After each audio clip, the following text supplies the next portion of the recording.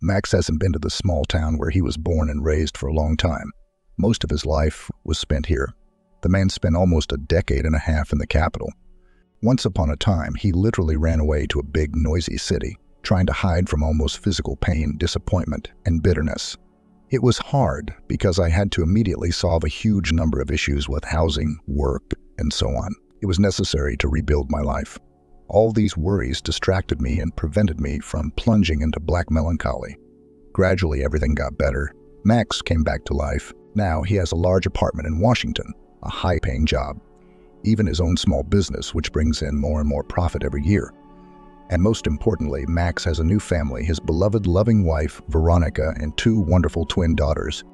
Veronica is younger than Max. Perhaps this is precisely why, with her, he feels like a support and the head of the family.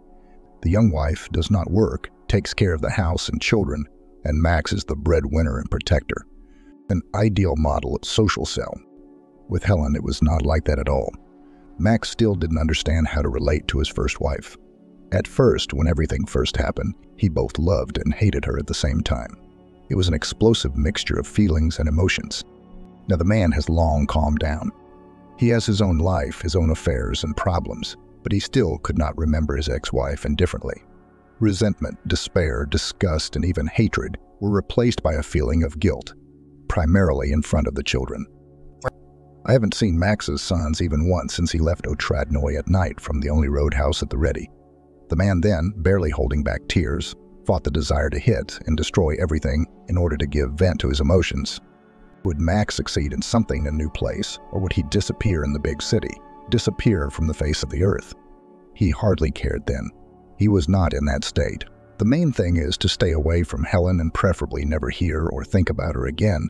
It hurts too much. Trouble came to Max's measured life unexpectedly for him. Although his wife later assured that she had warned him many times and asked for attention and care. Well, yes, there was something like that, but Max didn't even pay attention to his wife's slight grumbling. It seemed to him that it was all from fatigue. Still, he maintains a large house and manages to look after the children. Of course, it's exhausting. Helen constantly demanded something from Max, and he dressed, in her opinion, incorrectly and joked inappropriately and behaved incorrectly with the children and did not help much around the house, and in general constantly shifted the solution of everyday issues to her, to his other half. Max did not take all these reproaches seriously. All wives scold their husbands, even the best ones. This is par for the course. So Helen grumbles with or without reason. Max considered himself an ideal family man. Firstly, most of the budget was on him. He worked long hours at his factory, often picking up extra shifts, and also that his family does not need anything. The man sincerely believed that this was quite enough. Helen, if she wanted, could not work at all. They wouldn't be luxurious, but they wouldn't die of hunger either. Max's salary would be enough for them all. But at first, the wife could not even think about leaving her school, where she worked as an English teacher. Max saw that she liked her work and had nothing against Helen, even at the expense of her everyday life, doing what she loved so much. And a certain amount in the family budget will never be superfluous. And Max took care of the children enough. Even as a child, he promised himself that he would not be like his own father. At first, he did not notice his only son and was absolutely indifferent to him. And then, when Max went to school and completely disappeared somewhere, it seems that he transferred small money to his mother, but he himself did not appear in his son's life. Of course, the mother did not skimp on expressions when discussing her former husband. Max knew from an early age what a scoundrel, traitor, and generally terrible person his father was. For some reason, hearing this was always painful and offensive. For a reason unknown to him, Max wanted to protect and justify his father. But arguing with your mother is not a good thing. Yes, and she's right. Their father really abandoned them, and even then, as an 8-year-old boy, Max made a promise to himself he would never be like his father, and so it turns out he did no better. When the resentment against his wife subsided, Max's heart began to ache for Stephen and Mary. They weren't to blame for anything at all. The thought that it would be necessary to establish communication with them often occurred to Max, but the children probably hate their father, who left them many years ago, so they won't even want to talk to him, most likely, and they will be right. I met Helen and Max at the birthday party of their mutual friend. It was a fun party at the Dasha.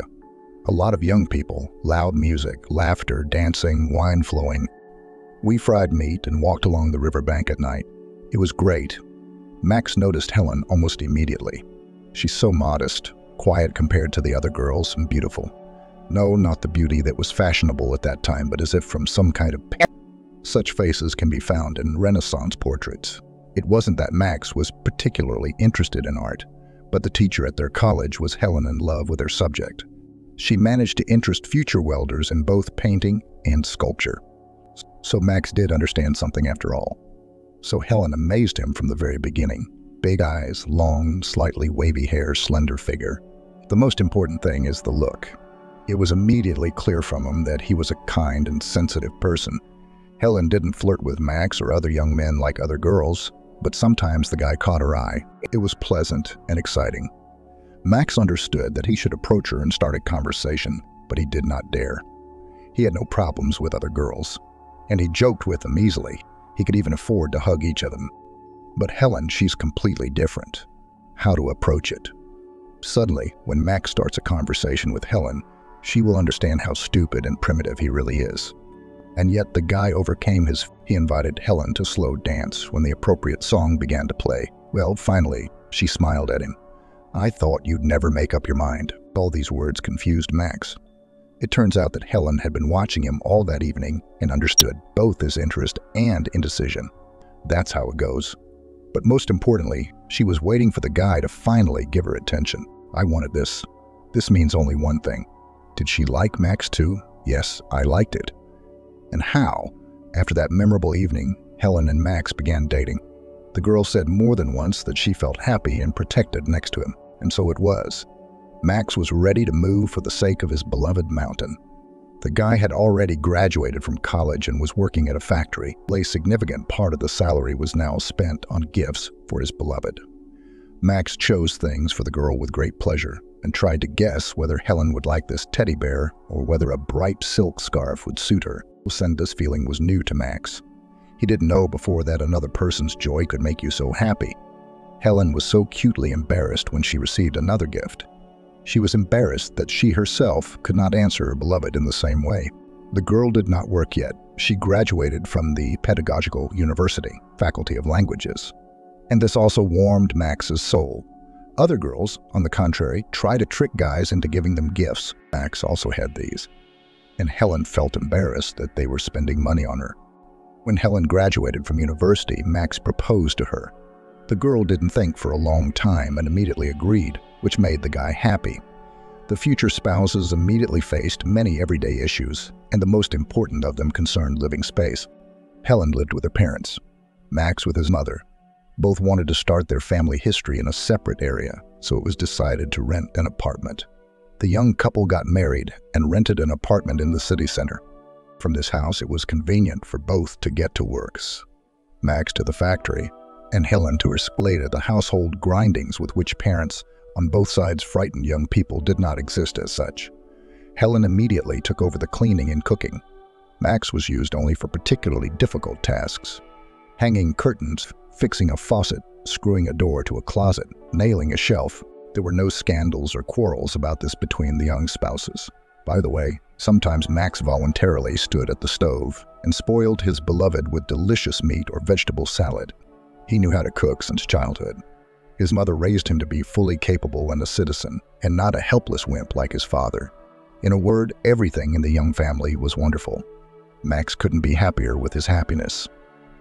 They ended up with capricious, demanding wives. The guys sometimes complained about their spouses when they got together with someone after work, and Max had nothing to say about his Helen at such moments. Only then, years later, did Max begin to think about what was happening in his life. Or maybe it was bad that Helen didn't express her complaints and wishes to him. Maybe even then her dissatisfaction with her husband began to accumulate. It would be better if she spoke directly about everything right away, rather than being so silent. She was silent, and then it burst out. Most likely, the modest, quiet wife was afraid of offending Max. Of course, something didn't suit her even then, but she remained silent out of delicacy and self-doubt. Yes, Helen had her own childhood traumas, hence her humility and desire to please everyone, and her inability to defend her interests. In appearance, Max's wife's family seemed prosperous. In fact, Helen's father drank a lot. After getting drunk, he insulted his wife and daughter, showered them with threats, and threw things. This man pretty much spoiled the psyche of his own daughter, but of course did not admit it, believing that he did everything for the family. He worked, brought in a good salary. It was like that. My father-in-law worked in the mines and earned a good salary. But how much work it cost Helen's mother to maintain her husband's human appearance. She made sure that he did not drink before the shift, listening to undeserved insults. Otherwise, the husband would lose his job, and the family accordingly would lose income. Times were hard. The mother could not allow this to happen, so she had to endure it. Helen was very ashamed of this state of affairs, so she did not confess everything to Max right away, but only on the eve of the wedding. The guy saw how hard this frankness cost the bride. Helen sincerely believed that, having learned the truth, Max would be able to leave her. Max, after the story, he hugged the girl tightly and promised that he would protect her from all troubles, and she would no longer have to suffer. This would not happen in their family. Everyone will be happy in it. Both her beloved modesty and lack of pretensions, all this, most likely, was a consequence of Helen's psychological trauma. Maybe for some, such parental behavior would have passed without a trace, but Helen was sensitive and anxious by nature. That's why she became so quiet, submissive, unsure of her own strengths and desires. Max, after hearing his beloved story, thought for the first time that the absence of a father in a child's life could be even better than his presence. So he may have even been lucky that the negligent father wandered off into the sunset and didn't bother his ex-wife and son. Like about a year after the wedding, Helen told Max that she was expecting a child. The future father's happiness knew no bounds. Of course, it's a little scary and exciting to take responsibility for the life of a real person, your own child. But it was also great, because Max felt as if wings had grown behind his back. Will there really be 3 of us soon? Are we really going to have a real family now? Max still couldn't come to his senses from the good news. He either hugged Helen or walked around the room in excitement. I can't believe it either, Helen admitted. Moreover, I don't feel any changes in my body at all. It's as if there's nothing. But the doctor confirmed the term is already 2 months. So we will soon become parents. The issue of housing again became acute for the couple. Helen did not want to bring the baby into a rented apartment, and Max completely agreed with her on this. When the spouse goes on maternity leave, it will be difficult for them to get a mortgage. Extra 2 dependents still, Max's official income may not be enough to approve the deal. Therefore, you need to act now and urgently, while your wife's pregnancy is not yet noticeable. And in general, it's not enough to just buy an apartment. You also need to have time to make repairs to it before the birth of the child. And the search for housing began. Max and Helen then traveled all over the city and looked at probably 100 apartments. But, oddly enough, they didn't like any of them. Either the area was not suitable, or the condition was not satisfactory, or both spouses did not like the atmosphere in the apartment. It's just that my soul wasn't in it, that's all. And then suddenly one day, Helen came across an advertisement for the sale of a house in the suburbs. The couple did not look in that direction. Both seemed to be on Helen's mind for the apartment. But this is home. Helen's owner urgently left for another country and therefore gave away the housing for next to nothing. The couple went and inspected the house, and both were absolutely delighted.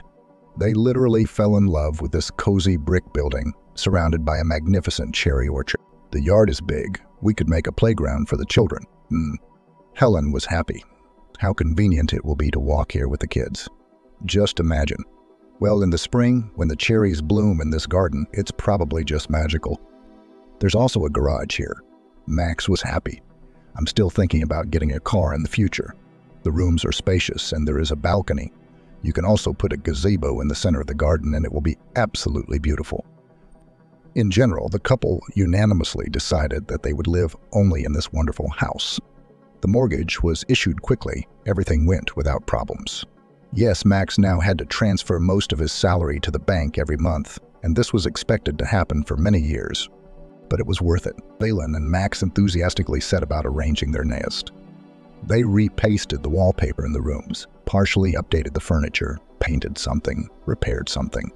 These were very pleasant chores. Max protected his pregnant wife from work as best he could. He did a great job with the repairs himself. Sometimes, however, he called friends for help, but Helen really wanted to do something herself in a cozy, beloved home, and she worked to the best of her ability. By the time the first child was born, everything was ready. My son's nursery resembled a picture from a fashion magazine. Light blue wallpaper with cars, a white crib. There were also stylish shelves and a spacious, reliable closet, comfortable diapers, and of course, young parents did not have significant financial resources at that time, and everything was bought on occasion or at discounts and promotions. However, the couple were able to do it. They managed it. Stephen was born at full term. He was a wonderful and problem-free child. Of course, there were sleepless nights, but Helen coped with everything, took care of her son, and managed to do housework. I was tired, of course, and therefore, from time to time, Max arranged fasting days for the young mother and ordered food from the restaurant. True, it was often impossible to do this. The mortgage took a lot of money, and now he worked alone. There wasn't much money, but nothing. They didn't live in poverty. Max was now trying to take on more work. He had to feed his family. The man felt that he had a huge responsibility. It is he who must ensure the well-being of his wife and child, but Max was still happy. Then he had a clear understanding that everything in his life was going exactly as it should. Helen, however, now periodically grumbled, which was almost never observed before, whether she doesn't have enough attention or the careless father doesn't do much with his son. But that's just the little things. The wife is simply tired, and she probably understands that Max simply cannot entertain his entire small family after a hard shift. Then the head of the family definitely needs to rest. Otherwise, which of him is a worker in the morning?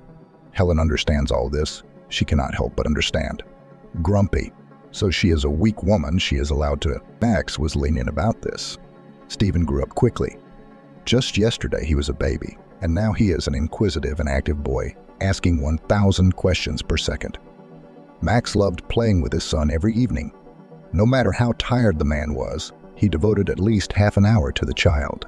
They played tag, put together puzzles, construction sets, and just went wild on the floor in the nursery. It's a shame Max didn't get to spend more time with his son. Work and fatigue took their toll, and yet the man considered himself an ideal parent. He and Helen were unlucky with their fathers, but Stephen has a completely different future ahead of him. And now Stephen is almost 3 years old. He started going to kindergarten. Helen got ready for work. She was a little worried about how it would be to combine work and a child, but she was also happy. Max saw that his wife was already bored at home. She always liked school, students, lessons. Max was happy for his wife. She bought herself new things for work. I walked around so happy, in anticipation of change, and Max was happy. Still, now financial responsibility will not only be on his shoulders. Of course, he earns a lot more. And yet, knowing that the other half also takes on part of the total budget is somehow calmer. And then it suddenly became clear that Helen was pregnant again. This news did not cause such joy as the news of the first pregnancy. Helen cried and blamed Max for everything. He did not respond to unfair reproaches. He understood that it was so difficult for his wife. Well, maybe you should go to the hospital, Max suggested awkwardly. We are not ready for a second child. You're not ready in the first place. My son is just grown up. You could at least rest a little, but here comes the baby again.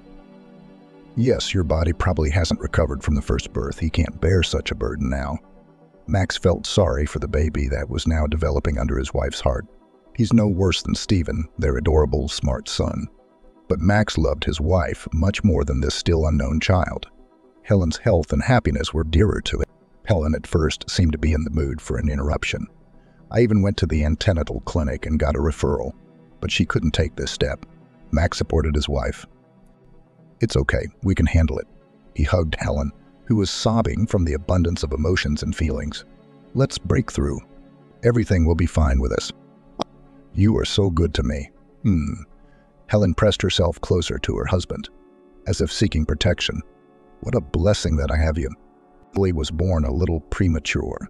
For some reason, the second pregnancy turned out to be more difficult. Helen had to go to save every now and then.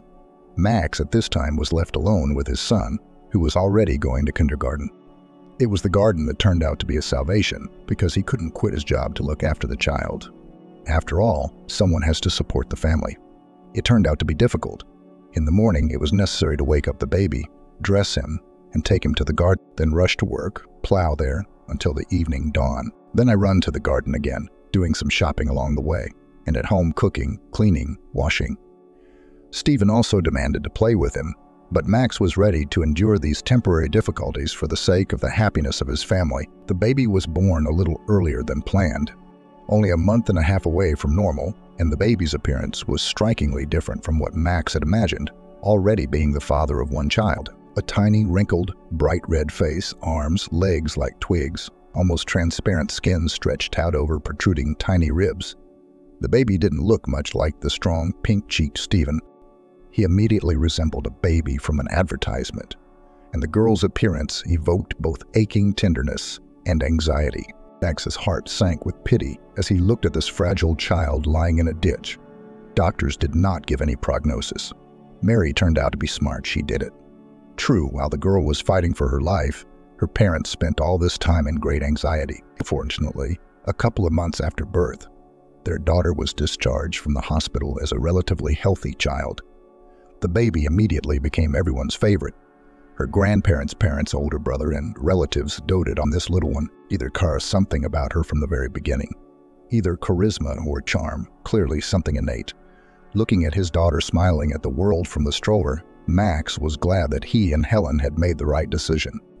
If the couple had chickened out then, if Helen had finally gotten rid of the unplanned baby, this miracle with huge, curious eyes simply would not have happened. Scary to imagine. When Helen and her daughter returned home, Max breathed a sigh of relief. Now again, all household chores and problems were on the shoulders of the wife. Helen did well. The house was always clean and smelled of delicious food, and the children looked well-groomed and happy. Max was happy to return to his cozy nest after a hard day at work. True, the wife again began to grumble quietly. She wanted Max to take on more household responsibilities. Why, if she did a great job herself? Max, however, fully provided for the family financially. To each his own. The husband is the breadwinner, the wife is the keeper of the hearth. Helen made an ideal hearth keeper. Max constantly told her about this. For some reason, such compliments did not particularly please my wife. Strange. Max was not a completely inattentive and insensitive spouse. Sometimes he arranged for Helen to have relaxing evenings and let her go out with her friends, and at this time he himself remained with the children and periodically got rid of his wife's cooking. He ordered delivery from a restaurant and took his family to resorts every year, so the man's conscience was clear. Things were looking up for Max at work. The young, intelligent specialist was noticed and began to be promoted. Soon the man was appointed head of the workshop, which had a very good effect on his salary. At that time, Mary had just turned 3 years old. My daughter started going to kindergarten. Helen thought about going to work again. True, now with 2 children in her arms, she was even more worried. How will I manage everything? Helen lamented.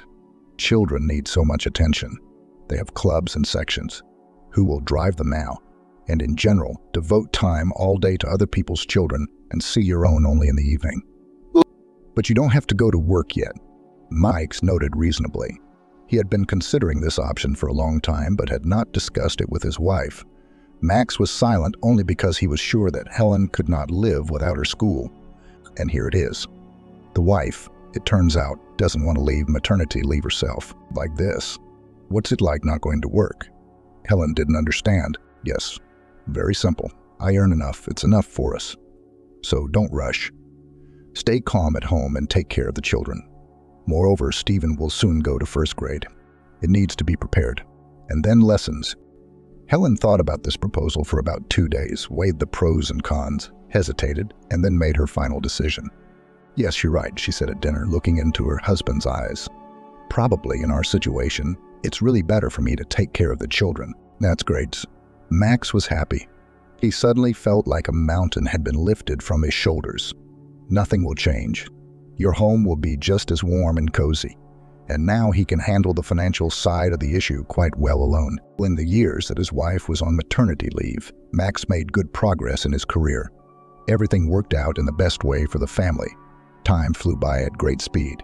Max worked. The children grew up. Helen took care of the house and heirs, periodically sighing about her ruined career. No, she tried to go to work several times, but very quickly realized that the salary was not worth the effort. At home, everything suddenly deteriorated.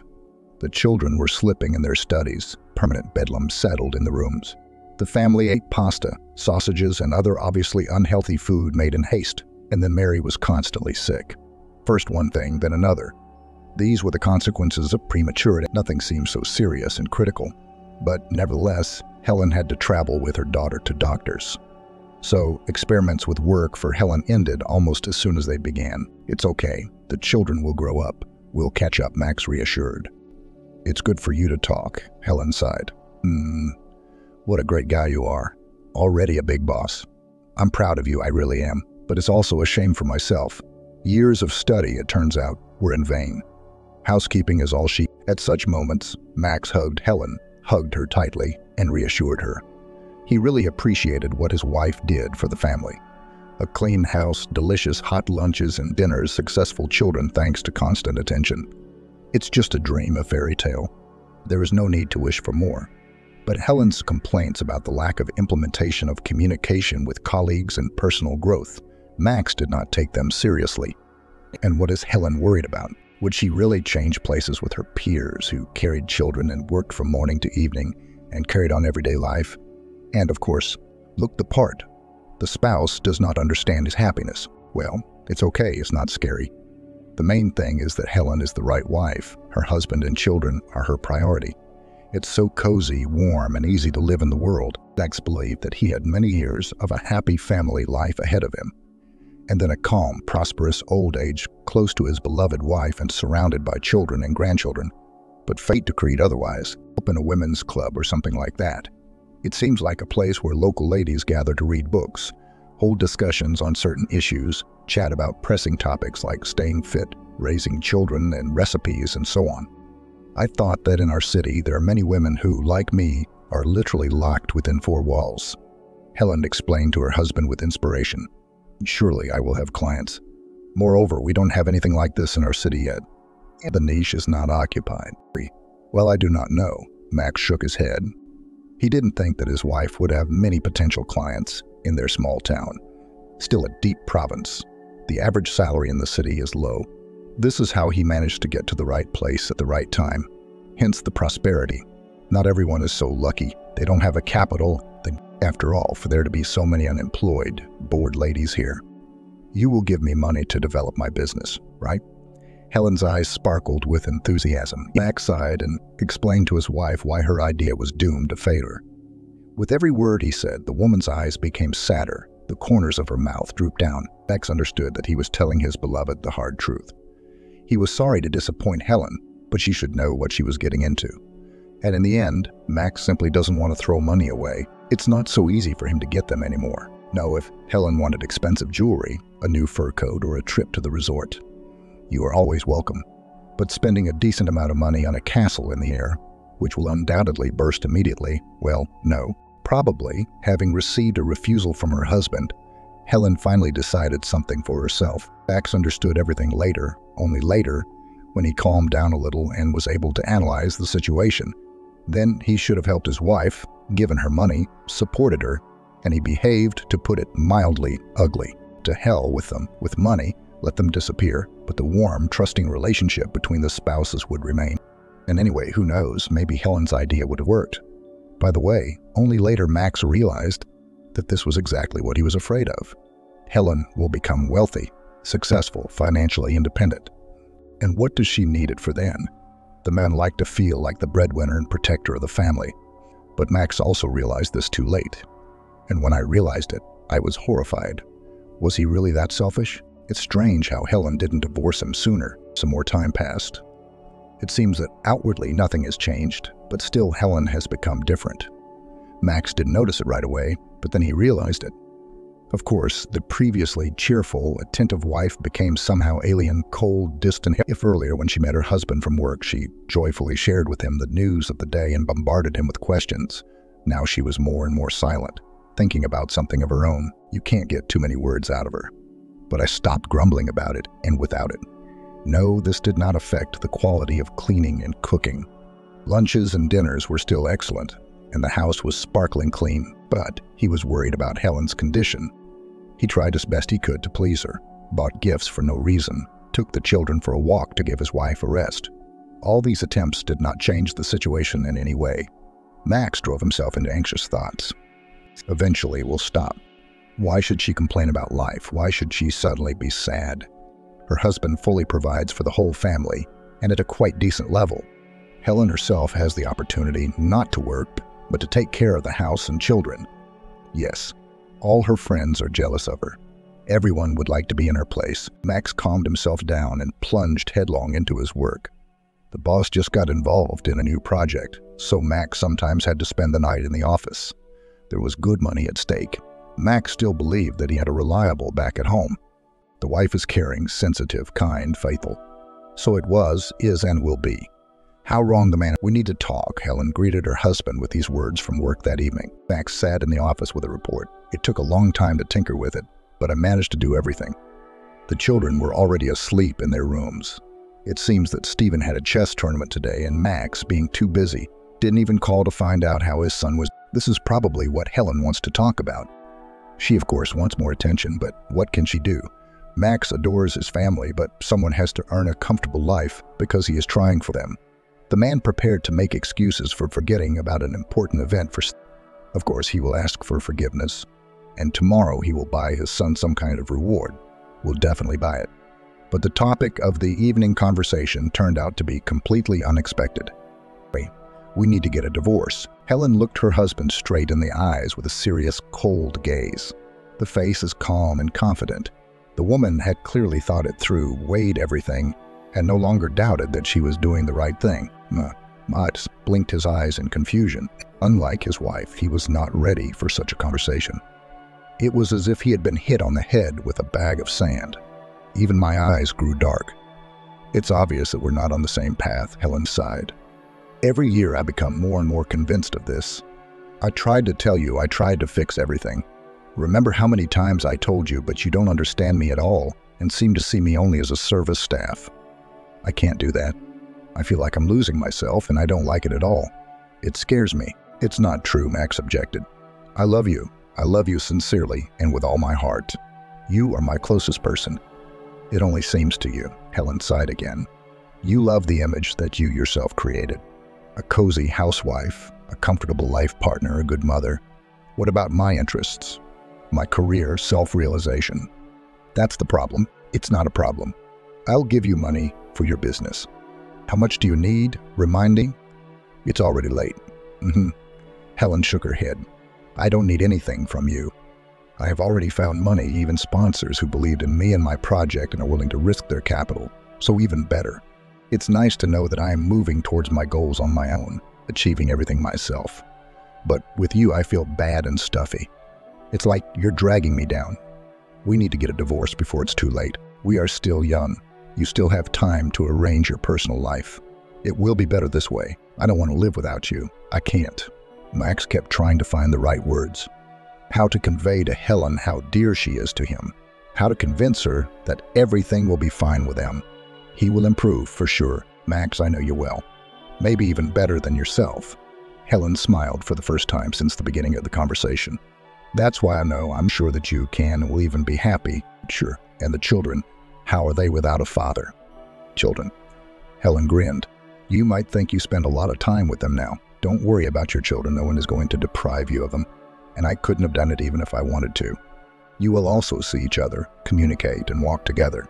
If you want, of course not. No one will. Max spent a long time convincing Helen to come to her senses, swore his love, and promised to improve.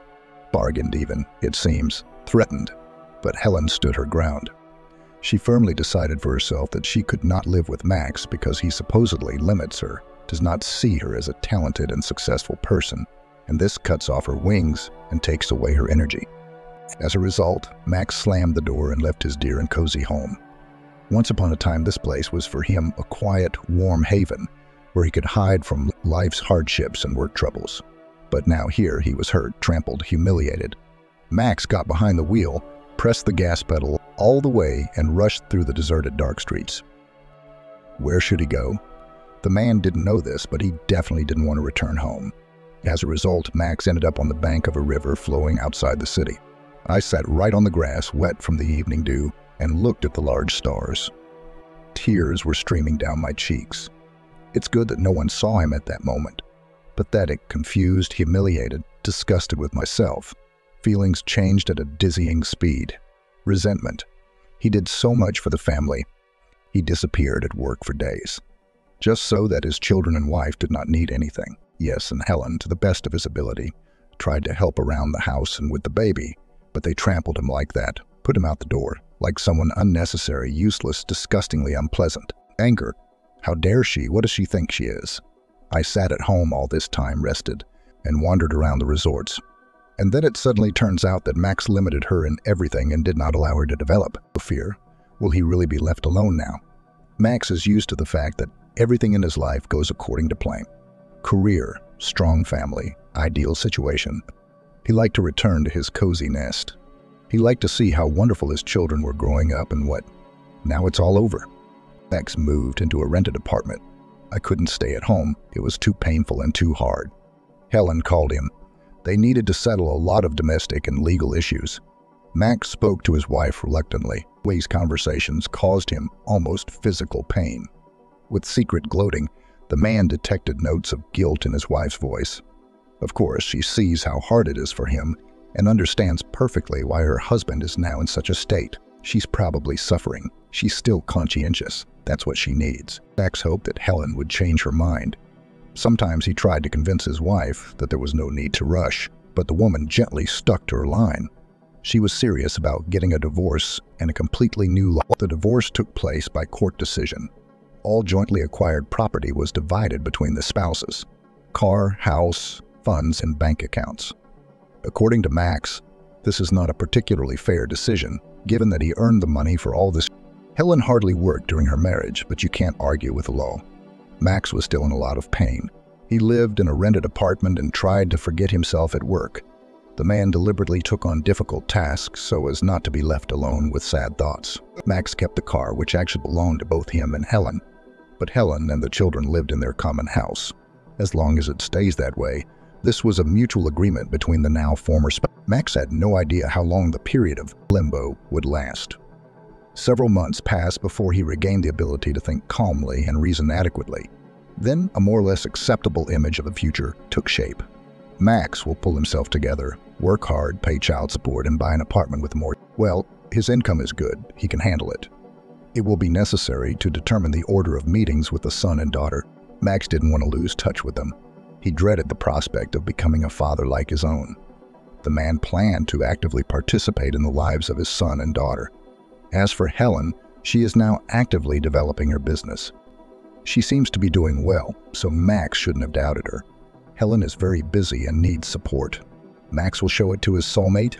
Perhaps then Helen will understand what a good, reliable, noble person her now ex-husband is and will return to him, and everything will be as before. Max's hopes were not destined to come true. He recovered a little from the shock when another surprise hit him. That evening, Max decided to walk to the shopping center to buy himself something for dinner.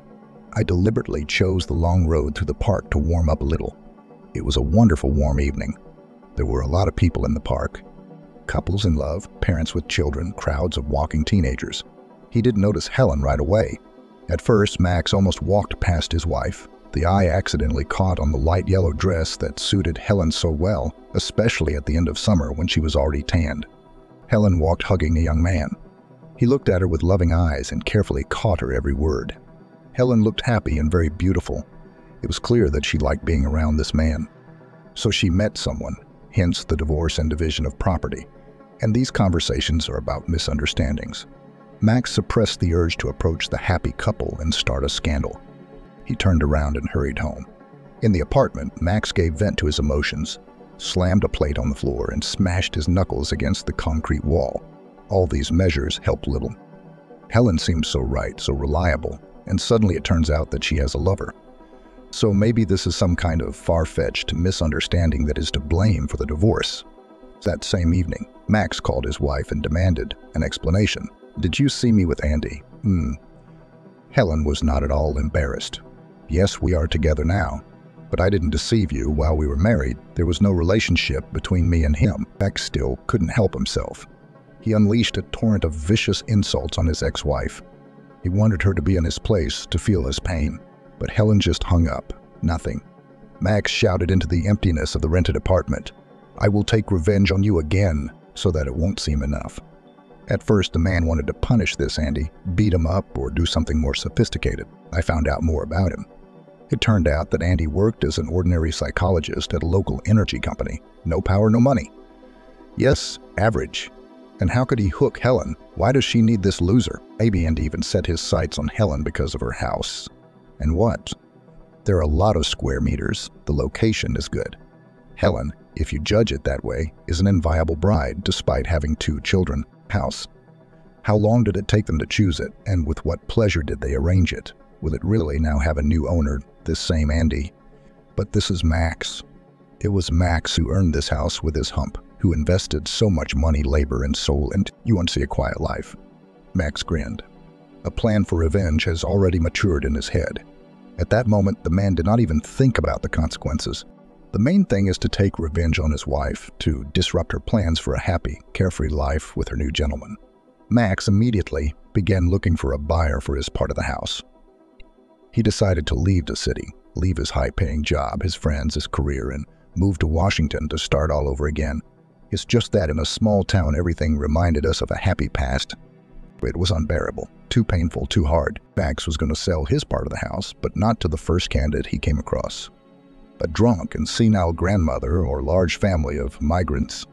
A cheerful company was needed for the unfaithful wife so that life would not seem like honey to her. Max was not interested in money. He would earn it later. The main thing is to annoy your ex-wife. Let her understand that without him she is nothing. Let her see how insignificant her lover is. Many years later, Max could not understand himself then, why he did not think about his own children. They were not to blame for anything. Why do they need it? Max was too blinded by hatred and jealousy to think about such things. His nature yearned for revenge, and he behaved very rudely towards Helen.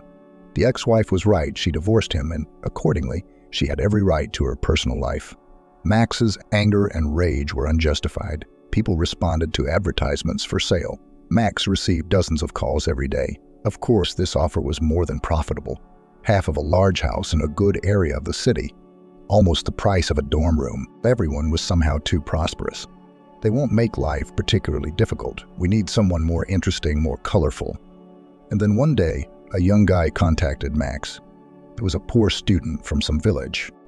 He came to the city and rented an apartment from an old woman. The guy decided that it would be cheaper for him to take out a loan and pay a much smaller amount to the bank every month than he gave to the elderly tenant. And here, consider it, he will pay for his own. Max thought about it. Student. That's good. Very good. The young man will probably take friends and have noisy parties. Helen will definitely not seem a little. With signs of the very next day, Max met with a potential buyer in a cafe to discuss all the details, and then go together to inspect the house. The student turned out to be a very young guy. Thin with thick glasses, pimply, and somewhat homely. The entire ridiculous appearance of the potential buyer had nothing to do with his confident voice and the firm look of his gray eyes. Max wondered if this mattress could give his wife a fun life. Somewhat quiet. It is immediately clear that he is unpopular. It's hard to imagine this student as the organizer of a noisy party. Anyway, all the same, Helen is in for a very unpleasant surprise. A stranger in the house. Few people would like this. When Max. It's time for Max to hurry up. He left the factory and has already found a place for himself in Washington. They are expecting him in a week, so we need to finish all our work and fly off to a new life. Helen, of course, was very surprised. She also glanced with hostility at the student, who was looking around the rooms with an imperturbable expression. But the ex-wife was silent. What could she say? It was Max's full right to sell his half of the house. It suits me. The boy finally smiled. No, so that's great. Tomorrow then we will settle all legal issues. Let's finalize the deal. Well, move in and live. What are you doing? Helen shouted into the phone. She dialed Max immediately after the door closed behind the visitors. I didn't start a scandal in front of the student. There was desperation in her voice. Do you ever know something about him? About the person whom he placed with his own children? I don't know anything at all. Max, answered his ex-wife calmly, but you will soon get to know him very well. I hope you have a normal relationship, but I'm confident in you. You always seem to find a common language with young people. Maybe you'll thank me again. Oh, you. Helen burst into an angry tirade. Max didn't listen to the end, just hung up. My soul felt a little lighter. Now Helen is truly upset, and that's putting it mildly. It's okay, he'll survive. Let her negotiate with the student and look for money to buy out his share. And this guy seems to be no slouch. He won't give up what he has so easily. He will try to profit from this situation, or attempts to see right through the young buyer. A poor guy from the village dreaming of getting hooked in the city. And then suddenly, such luck. No, he won't waste his chance. He won't let him down. Max was sure of this. Let it finally dawn on her that without her ex-husband, she is nothing. And this Andy will not help her in any way. He's not a man at all. Maybe the lover will even go into the fog when he realizes that there are problems. Soon Max flew to Washington. At the new job, I had to learn everything again, delve into many nuances. And then there were pressing issues, finding housing, arranging life. And it was great because the man had no time or energy left for sad thoughts about what. The salary was good, such that Max had previously never dreamed of even in his leadership position. But most of the earnings were given out in an envelope unofficially. All the better. You will receive less alimony. Oddly enough, Max again didn't think about children.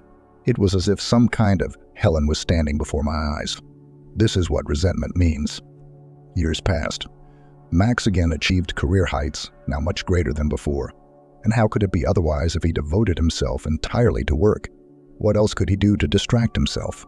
Of course, such diligence yielded results. The man tried not to remember about his ex-wife. At first, it was very painful, then it was embarrassing. Finally, time also played a role. When you don't see people for a long time, don't communicate with them, they become like strangers. Max regularly paid child support to his daughter and son, but he did not maintain communication with his children and wife. Sometimes, out of curiosity, I looked through Helen's social networks.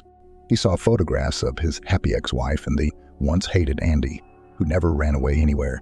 Children growing up and felt less and less feelings for these people and the situation itself. I knew that Helen and the children were alive and well. This was quite enough. At first, the ex-wife tried to initiate communication between the children and has she forgiven Max? He did not know. But Helen really wanted, for the connection between father and children to remain intact. You, like no one else, should understand how important it is for children to have a father in their lives, Helen convinced her ex-husband over the phone.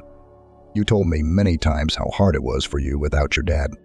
Max categorically did not want any communication at all. Ideally, he dreamed of starting a new life. It was as if nothing had happened. He never asked Helen any questions. What was it like to live in a family with a neighbor who unexpectedly fell on their head? How did they get out of the situation, and did they get out? All this no longer concerned Max. He had his own plans, his own concerns. Several more years passed. Max met the beautiful Veronica at a corporate party. A slender, tall, relaxed, and very determined young lady. Somehow, everything started spinning quickly for them. In general, 3 months after they met, Veronica announced she was pregnant, and Max proposed to her. So what? The man was already tired of his bachelor life. He wanted home comfort and warmth. There were financial resources for the family. So why wait? Veronica turned out to be a very obedient wife. Perhaps the age difference played a role. The new wife was much younger than Max. She asked her husband's opinion on any matter, constantly complimented him, looked after him, and never grumbled. Everything suited her. This was very flattering for Max. Soon 2 wonderful twin girls appeared in the family. Max became a father again, this time more attentive and caring than before. The man took into account past mistakes. He now knew that children vitally needed the presence of both mom and dad nearby, and did not spare time and warmth for his little daughters. You are the perfect father, the perfect husband, Veronica often exclaimed. How lucky I was that we met by chance. Then, Max smiled back. He was happy too. Years ago, leaving in upset feelings into the unknown, the man could not imagine that someday all this would happen in his life. Beautiful, loving wife, children, career. This time, Max was more attentive to his wife. He was sensitive to the changes in her mood. Veronica herself decided not to work. Just like Helen. Once upon a time, a young wife devoted herself to family, but the difference was still present. She clearly did not feel disadvantaged in any way.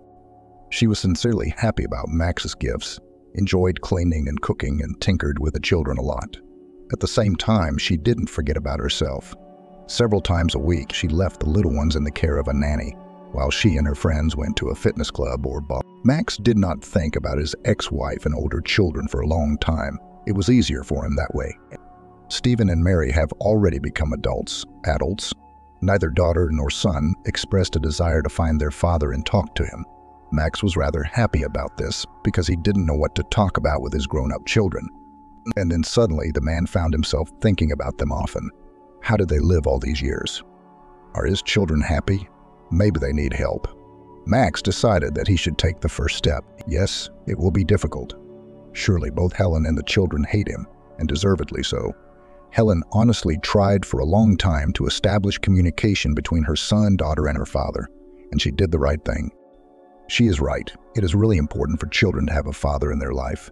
Just how long can you bang your head against a concrete wall? So Helen gave up. She failed to reach her ex-husband through his anger and resentment. Veronica saw that something was wrong with her husband. She was always sensitive and attentive. Are you worried about the children? One day she decided to talk. You can't hide anything from you. Max smiled sadly. Yes, it's not difficult to guess at all. The woman shrugged. You even pronounce their names in your sleep sometimes. I see how hard it is for you. It's hard. What will you do now? I have so much to do with my time that I can't straighten it out. Yes, you stumbled, but you can also understand. You were in shock and felt betrayed. You were not capable of adequate thoughts and actions. It's like a state of passion. You've got so much going on, but it's never too late to fix everything. As long as everyone is alive, it's never too late. No, do you think so? Max looked at his wife with interest. Just go there. Veronica put her hand on the man's shoulder. Go and talk to them. Whatever happens, you will feel better. You see, it's hard for me to see you so sad. Thank you, Max hugged Veronica with gratitude. No matter how bad a person he was, fate was always favorable to him. And Max's work worked out well, and the people around him turned out to be wonderful. When a conversation with his wife inspired Max and gave him strength and determination. Yes, Max will go to his hometown and meet with his ex-wife and older children, and so Max again found himself in the city of his childhood and youth. It turns out that he had already forgotten how dusty, narrow the streets are here, and how unusually few people there are on the streets. It's quiet around, not at all like in Washington. The man decided to walk home. I walked from the hotel itself through almost half the city, but still did not feel tired. On the contrary, the movement seemed to give strength. Max is already close. All he has to do is turn the corner, and he will see the house that was once so dear to his heart. The man was overcome with excitement. The house has changed a lot. Previously, it was an ordinary brick building. Now it is a stylish structure with geometric patterns, large windows, and a superstructure. The cherry orchard has turned into a mini park with a tiled fountain, paths, and statues. The most amazing thing is that the central part of the territory was now occupied by a swimming pool. How is this even possible? The site and the building itself were transformed beyond recognition. If it weren't for the address sign, Max wouldn't have believed his eyes. The house resembled the creation of a modern designer, and a very expensive one at that. By the way, Max saw similar projects in fashion magazines that he sometimes came across. One man, as if struck by thunder, looked at his once home and did not understand anything. How the house has changed so much. Who lives here now? Clearly not Helen anymore. She would hardly have had enough money for such an architect and for all these additions and improvements. This is a fortune. Max knew that his wife's business was thriving, and yet it was not such a profitable project that she could afford it. Most likely, Helen moved somewhere. Some local oligarch now lives here. But there's only one way to know for sure. Max decisively stepped towards the gate and pressed the bell button. A few moments later, a tanned, slender woman in house shorts and a long men's t-shirt slipped out of the house. Her hair is pulled back into a high ponytail, sneakers on feet. Max immediately recognized the owner of the house, Helen, and was happy and confused at the same time. He was already in the mood for a conversation with strangers who bought a house from his ex-wife. Seeing Max, Helen raised his eyebrows in surprise. She looked simply super fit, slim, well-groomed. I nodded. Max let Shelley in. The man was ready for a more than cool meeting. Still, many years ago, he acted rudely to his family. First, he sold half of the house to a poor student and then disappeared completely. He paid child support but never congratulated his son or daughter on his birthday. Didn't meet the children, essentially abandoned them. Yes, he was motivated by resentment, but this is no excuse for an adult. Max behaved like the ultimate scoundrel and traitor. It's a pity that the realization came so late. It seemed to him that Helen should hate him, but she smiled, and so warmly they walked through the garden, which had changed beyond recognition. Max, looking around and around, was more and more surprised. Helen, seeing this, smiled mysteriously. The designer also clearly worked on the interior decoration of the house. Everything around said that the family living here was clearly not experiencing financial difficulties. "Wow," Max said, looking around the hall. "Does your business bring in that kind of money?" "Business is booming." "You're right," Helen smiled. "And yet, we could not afford such a house. This is a different story. By the way, I tried to call you many times to thank you, but you didn't pick up." He was a fool. Max lowered his head. "If you only knew how much I repent of this. I missed everything I could in the lives of my own children. They probably hate me now, and rightly so." "You're wrong." Helen's eyes became serious and sad. "Yes, you really missed a lot. But I found words to explain your behavior to the children. Don't worry. They grew up to be understanding and sensitive people. We're still waiting to meet you and waiting for you to be ready. As for your feelings of guilt, then consider that you have already received punishment. You have punished yourself. Stephen and Mary have brought me so much joy over the years, and you were deprived of this." Max sighed heavily. "Tell me about them, please." Helen happily began talking about the children. This gives every mother special pleasure. It turns out that Stephen is a talented chess player, goes to tournaments all over the world, wins prizes, and is studying to become an economist. He himself decided not to leave home for now. Mary became interested in robotics from an early age. A childhood hobby determined the choice of profession. Now the girl is studying at the university, where she entered on her own without bribes or tutoring. In fact, she was enrolled in the course while she was still in 10th grade. The girl then won some kind of rating competition. There are even several articles about it on the internet. Max was glad that his children turned out to be so successful, smart, and kind. Helen took a plump photo album from the shelf and began showing her ex-husband photographs of Stephen and Irina. The man seemed to be getting to know his own children again. They were already so old and very beautiful. How could he be such a fool that he missed important milestones in life? "Tell me about yourself," Max asked. "How did you raise 2 children on your own and even achieve such success?" "And I wasn't alone." Helen shook her head. "Andy was always nearby. He quit and devoted all his time to developing our common business. Well, Andrew also helped us, and we all stood together for him during a difficult period." "Andrew?" Max was surprised. "Who else is this?" "That poor and, as it turned out, incredibly talented and promising student to whom you sold your part of the house." Before Max's eyes stood a thin boy with glasses covered in teenage acne. How could he help Helen? Noticing the confusion and surprise of her ex-husband, Helen said, "Andrew is just a gift of fate. At first, I was angry that he moved into our house. I scolded you with the last words. It was you who brought him. I was worried that the young man would start bringing groups of girls to his place, and they would wander around the house at night. What peace there is here." And then it turned out that Andrew is that rare student who is focused only on his studies. He studied at the architecture department and seemed to be seriously interested in specialized subjects. The young man led a quiet, calm life. He spent whole days sitting in his room, reading blueprints, designing something in an engineering program on an old laptop. The guy crawled out of his hiding place only to have a snack. By the way, Andrew was not shy about his family. He quickly realized that he was a kind of instrument of revenge in the hands of the famous ex-husband of the hostess, and this fact greatly puzzled Andrew. He behaved quietly and seemed to even feel a sense of guilt in front of all the Helens of the family. Although, of course, he was not to blame for anything. The guy was given a separate shelf in the refrigerator, and Andrew used it exclusively, saying what kind of food the boy had. Helen was perplexed how he had not yet died of hunger or a stomach ulcer. Bread, ketchup, cheap sausage, sometimes some yogurt or cookies. In the end, a woman took pity on the guy. Her maternal heart could not stand it, and one day she simply invited him to dinner. Helen was just frying chicken legs with potatoes and making a salad. Mind-blowing aroma spread, of course, throughout the house. Helen imagined a hungry student drooling in her room, and it made her feel uneasy. And in general, you finally need to find out more about the person with whom you live side by side. And some kind of relationship with him must be maintained. After all, they live in the same house. Andrew initially refused.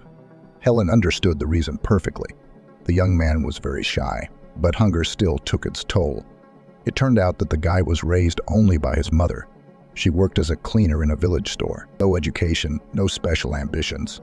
How could such a rural and, in general, not distant woman have such a talented son capable of science? Perhaps it was all about the boy's father. What's his name? Who is he? Andrew did not have any information about his parent. Of course, at one time he asked his mother questions, but she always avoided answering. It was obvious that it was difficult for the woman to remember this. That's why Andrew fell behind her. Why torture your mother in vain? When the time comes, she will tell you herself. She won't keep this secret forever. The mother adored her only child. She tried to give him everything she could. For the sake of her son, the woman worked several shifts and saved money for the education of her heir. She immediately realized that she had got a real treasure. No one else in their village had such children. Andrew spent his entire childhood in the village. The boy was very different from the local kids. He was always attracted by the lines and silhouettes of buildings. He drew a lot. He wanted to come up with some special house. The best gifts for Andrew were paints, good pencils, and albums, a strange hobby for a village boy. Andrew's peers mostly played football. They kicked the ball on the field outside the outskirts from morning to evening. Andrew, on the other hand, remained indifferent to everyone's fun and generally made few friends with anyone. The local kids didn't understand him. Well, he accordingly, and then. It was hard for the boy, especially in adolescence, when it is so important to spend a lot of time surrounded by friends. Andrew simply didn't have them. He felt lonely, strange, unwanted. Drawing saved me from sad thoughts. Andrew, having finished with the obligatory household chores, locked himself in his room and created. He drew buildings, villages, modern cities, came up with outlandish structures, then improved them, and time flew by unnoticed while he worked. Lennips, the mother, coming home from the evening shift, often found her son falling asleep right at the table over the next drawing and smiled. She knew, she felt, Andrew had a great future ahead of him. And I told my boy about this more than once. Andrew is lucky. One day, his art teacher became interested in his workload. She saw them by chance. The sheets fell out of Andrew's folder and he feverishly began to collect. What is this? The teacher picked up one of the drawings and brought it to her slightly myopic eyes. Andrew thought that he would now be scolded for being distracted in class instead of drawing the assigned still life for 45 minutes. He became fascinated again with his fantasy cities. Sorry, the boy stammered. For what? The teacher was surprised. Of course, I saw that you draw well, but these are just some kind of masterpieces. Will you show me? Andrew nodded readily. Previously, only his mother had seen his work. The boy was a little embarrassed to show the drawings to the teacher, but she sincerely admired Andrew's creations, inserting some comments from time to time. This teacher's nephew, her sister's son, studied in the city to become an architect. The woman asked Andrew to lend her some drawings to show them to specialists. Of course, I could be wrong, but it seems to me that you have a rare gift. I want my nephew to look at your drawings and maybe show them to someone at the university. Such talent should not be wasted. This is how Andrew's gift was discovered. The student, of course, immediately recognized the talent of the village boy, as did his teachers. Now Andrew was supervised by professionals. The boy often took part in competitions and almost every time he took prizes. Andrew, then an 8th grader, had already been accepted into the prestigious Faculty of Architecture in advance. All that remained was to finish school. And so, after finishing 11th grade, the guy was accepted into the local architectural university without exams. The teacher's nephew, Pasha, who became Andrew's friend over the years, advised him to enter the capital's university, but the boy assessed his capabilities perfectly. He would not have managed financially in the capital. In the outback, he had chances for an acceptable life. Moreover, the local administration awarded him a scholarship. Small, of course, but at least something. The mother, who dreamed of a bright future for her son, saved up some money so that Andrew could rent an apartment for the first time. And then he had to look for a job, because the guy's stipend would not be enough for rent and groceries. And his mother couldn't help him much. I would like to, but I've been earning pennies all my life. The guy understood that studying and working was difficult, but where to go? And then suddenly this option with a house turned up by chance. Andrew couldn't even believe his eyes when he saw the ad, but having met Max, the boy realized the offer was quite real, although of course I immediately noticed that something was not right in this story, but there was neither time nor opportunity to speculate. So the young student became the owner of part of a large house. Andrew decided that it was fate, Helen recalled. Fate itself helps him achieve his goal. After all, if he had not found such cheap housing, he would not have been able to devote himself entirely to his studies and, accordingly, would not have achieved such high results. Who knows, maybe it really is fate. At that very first dinner together, Helen realized that Andrew was an amazingly kind and modest person. He was in a very difficult situation.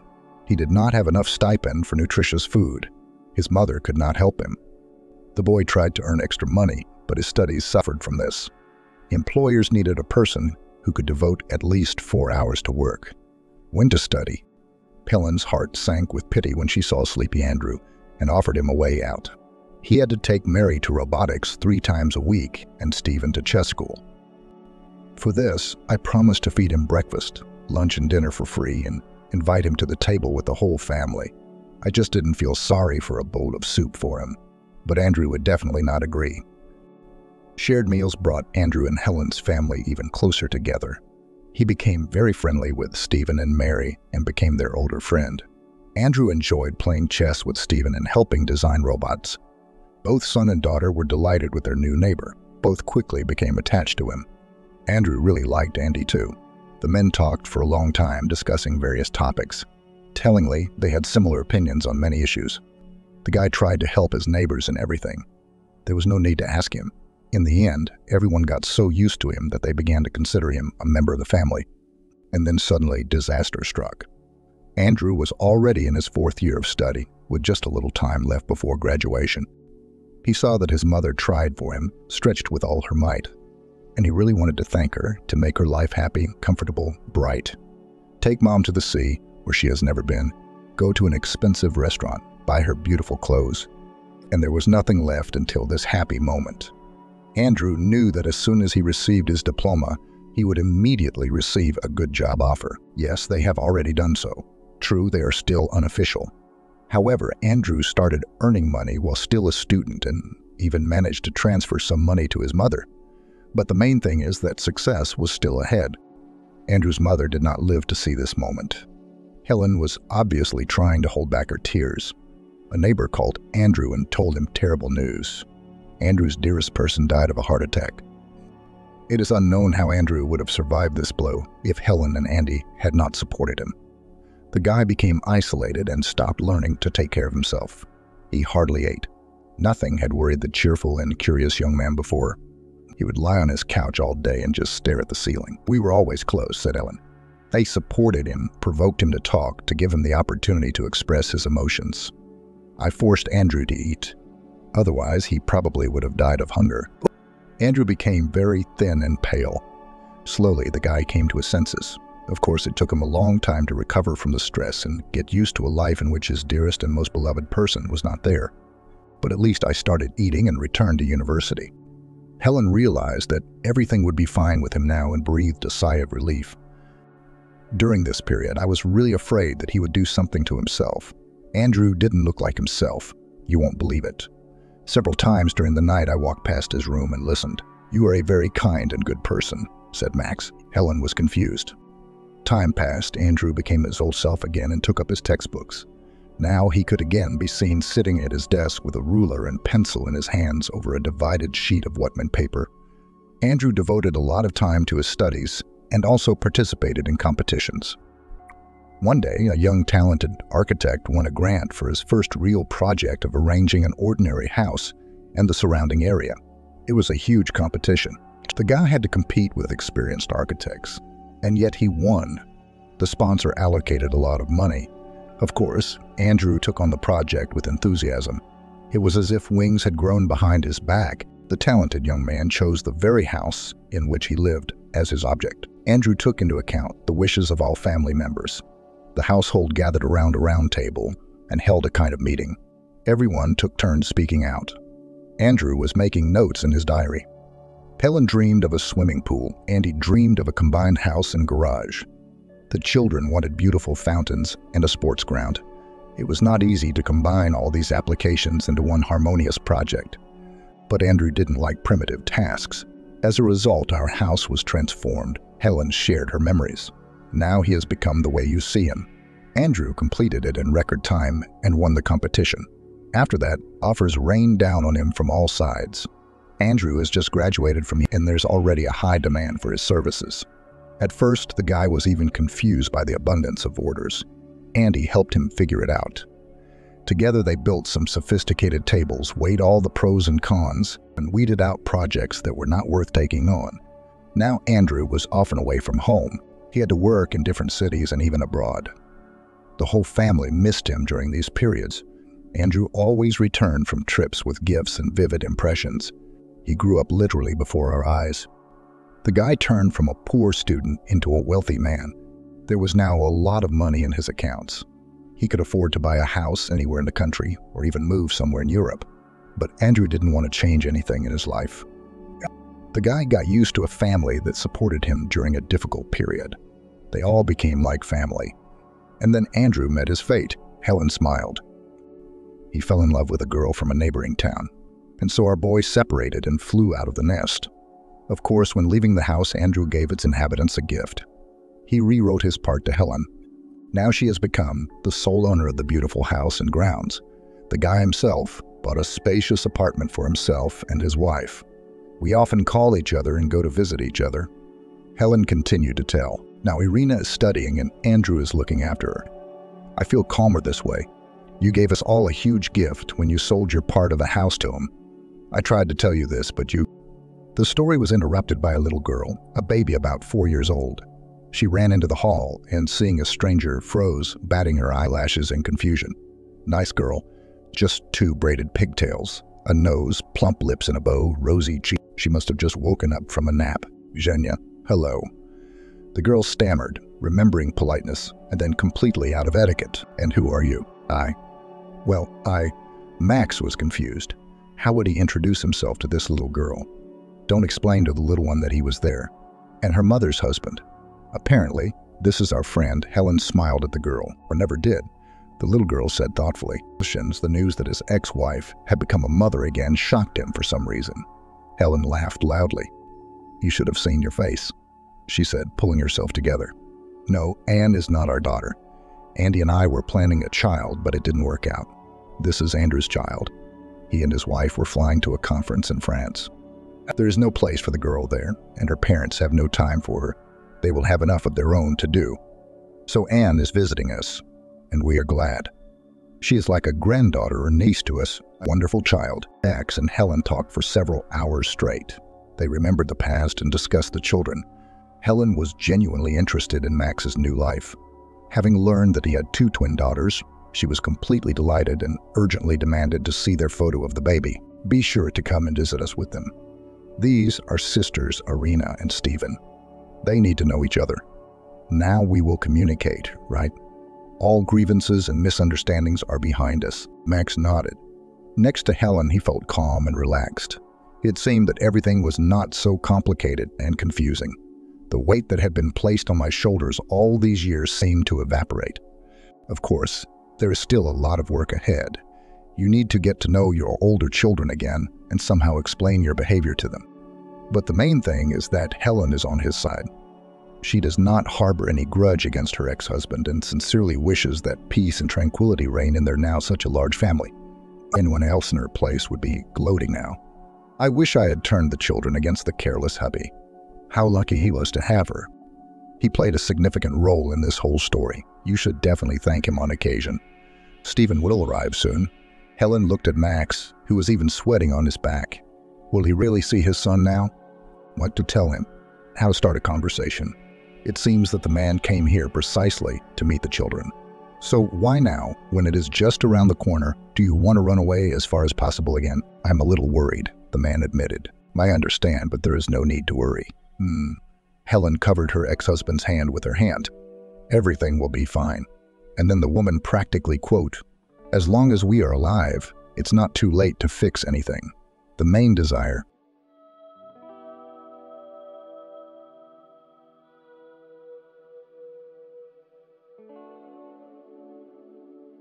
Naomi stood and waited for her friend Lillian, who was talking to the teacher.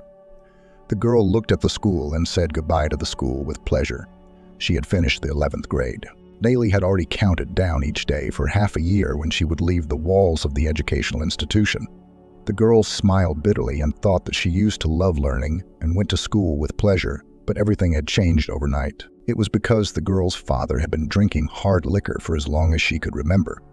And then, for educational purposes, Sam used to beat her and her older brother with a belt. When Naomi and Matthew were little, they hid behind their mother's skirt and all the beatings went to the woman. As they grew up, when they saw their father coming home in a drunken state, they tried to hide from him. This made Sam angry, and he took his anger out on his wife, Zendaya. The children saw this, but they could not help it, and only cried, hiding in a secluded place. They wished at that moment that some fairy tale hero would come and save their mother. Naomi and her brother grew up and often asked their mother why she tolerated their father's beatings. The woman smiled and replied that when they grew up, they would understand. Naomi could not understand her mother's answers, and one day she asked, "Yes, Mammy, but you are suffering physically. Why don't you divorce Daddy?" The girl asked, "Daughter, you see, but I love your father. And remember that there is a folk saying that if a husband beats his wife, it means he loves her." My mother said, "What a love that you have to cover your bruises with foundation." "I certainly wouldn't want that kind of relationship with my future husband," her daughter said passionately. "Mate, you have to grow up first, and then see when you get married," her mother taught her. Time was passing. Matthew was already going on his 18th year, and now a lad. When his father cracked his mother, he was already sticking up for her. Zendaya realized that her son was trying to shield her from her own husband. She often told Matthew to stay away from him when his father was raging. The son would reply that he could not bear to see his father behave inappropriately, and the woman was very much afraid that the day would come when Matthew would one day not be able to stand it and raise his hand against his father. And that day came. Sam came from the Kalem in a bad mood, and instead of a bottle of white wine, he was given a kilogram of dumplings and a couple of cans of billets. His wife was happy about it, as it was a great help for the family, because her husband did not work anywhere, and she worked as a postmistress and received a small salary. Zendaya only therefore said, enthusiastically, when her husband returned, "Now, what a pleasant surprise. It's been a long time since we've had dumplings, and now I'm going to make them, and we'll have a royal dinner." Zendaya cheered. "Why are you clamoring? You better give me money for a bottle," said my husband angrily. "I don't have any, darling. I have a couple of $100 in my purse for bread, and my salary is still 3 days away." The woman calmed down at once. "We can live without bread. Dumplings have dough, and this is the same bread," he said, and took his wife's bag, from which he pulled out a small purse. And then the man took out 200 and smiled contentedly. Zendaya saw this and rushed to her husband to stop him, but he pushed her away angrily. The woman tearfully asked to keep the money. The wife's request made the man angry. Sam hit his wife several times on the cheek with the palm of his hand. At that moment, his son, who had just come home from work, came into the room to hear the noise. Matthew immediately realized the whole situation and instantly jumped up to his father to stop him from hitting his mother again. But Sam had already pushed his wife hard, and the woman fell to the floor, her head hitting the wall. Zendaya moaned weakly, but Matthew was pouncing on his father. The head of the family, seeing that his son wanted to hit him, pushed the boy away, and then a fight broke out between them. Zendaya yelled for them to stop and got up off the floor to stop the scuffle. As soon as the woman approached them, her husband dodged and kicked her in the side. The spouse bent down and slowly settled to the floor. When Matthew saw his mother slump down, screaming in pain, he ran to the kitchen and grabbed a knife. The young man went back and in a fit of rage stabbed his father several times and only ran up to his mother when his father collapsed. Zendaya grabbed her son's hand and asked him to call an ambulance, and then the police arrived at the scene shortly afterwards. The woman was taken by ambulance to the hospital, but Sam was taken to the morgue as he died of his injuries. Matthew was taken to the station by law enforcement officials until the circumstances were clarified. Naomi found out about all this when she came home from a walk. The girl was informed by her neighbor, who had been invited as a witness. Naomi tried to get more information from her neighbor, but she said she didn't know all the details. The girl thanked the old woman and went home, and only then did she let the tears flow. She realized that at the moment she would not know anything concrete until she saw her mother. and she couldn't see her, because at that time the shuttle bus to the city was no longer running, and there was no money for a cab. The girl did not sleep a wink all night. She wondered what had happened, and as soon as morning came, she took the first flight to the city. After a while, Nayeli was already in her mother's room. Zendaya told her what had happened. The woman sobbed convulsively at times as she told her story, trying to hold back her sobs. When Zendaya told everything to her daughter, she started to get out of bed, saying that she would not stay in the hospital. Nayeli tried to confront her mom, saying she had already spoken to a doctor and the doctor reported that the victim had a broken arm and a concussion. Mother looked at her sadly after her daughter's words and said in a whisper, "No, don't you understand? Your father is no longer alive, and your brother will be punished for what he did," she said. "But your escape won't change anything. You won't resurrect your father." Her daughter tried to reason with her. "You're right about that, but I have to see my husband off. He is my husband and he deserves a proper burial," the woman cried. "Mom, I don't care about my father because he used to abuse you all the time, and we got a lot of abuse from him and my brother too. And now he's almost hurt you, and you're still thinking for him," she said indignantly. "Stop talking so badly about your father. No one gave you the right to do that," her mother said sharply, and then added a little softer, "When you love a man with all your heart, you will understand me. And I loved your father," my mother said with tears in her eyes. Zendaya was soon discharged from the hospital under a receipt, and the mother and daughter, before leaving for home, stopped by the station where Matthew was stationed. They learned there that the young man would not be released because he had been arrested for a crime he had committed and had confessed to. Zendaya asked the law enforcement officer not to judge her son because he had stood up for her. However, the man in uniform told the woman that he did not decide anything. There would be an investigation and then a trial. A short time later, Sam was buried. It was a great surprise to Nayeli that so many people had come to say goodbye to this man who couldn't live a day without drinking. The girl looked at the villagers in amazement as they said nice things about her father. Nayeli couldn't understand how these people could talk so flatteringly about this man who tinkered with his wife all the time. The day after the funeral, Natasha was visited by a friend who already knew everything that had happened. Lillian asked her mate how Zendaya was feeling. Nayeli grinned and sadly replied that her mother was mourning her beloved husband and that Matthew might get punished. Lillian took a seat next to her friend and spoke. "It's going to be hard for your mother to live here now. If she's still crying for Matthew," she said. "Hey, what the hell are you talking about? He's her son." Nayeli said indignantly. "No offense, but, I overheard my parents talking last night, and I better tell you about it so you're ready. So they blame your brother for everything, that he took your father's life on purpose. You see, your father was like a wand to the villagers. He had golden hands. He will cover the roof, and he can make a log cabin and dig a well, and he did it all for free. They would buy him a bubble and he was glad, but now he had no one to turn to for help, so he didn't have to pay big bucks. Our villagers just used hands and they don't care what happens to Matthew," she said openly. "But my brother was protecting my mother. It wasn't his fault," Nayeli replied angrily. "I told you why the villagers say that.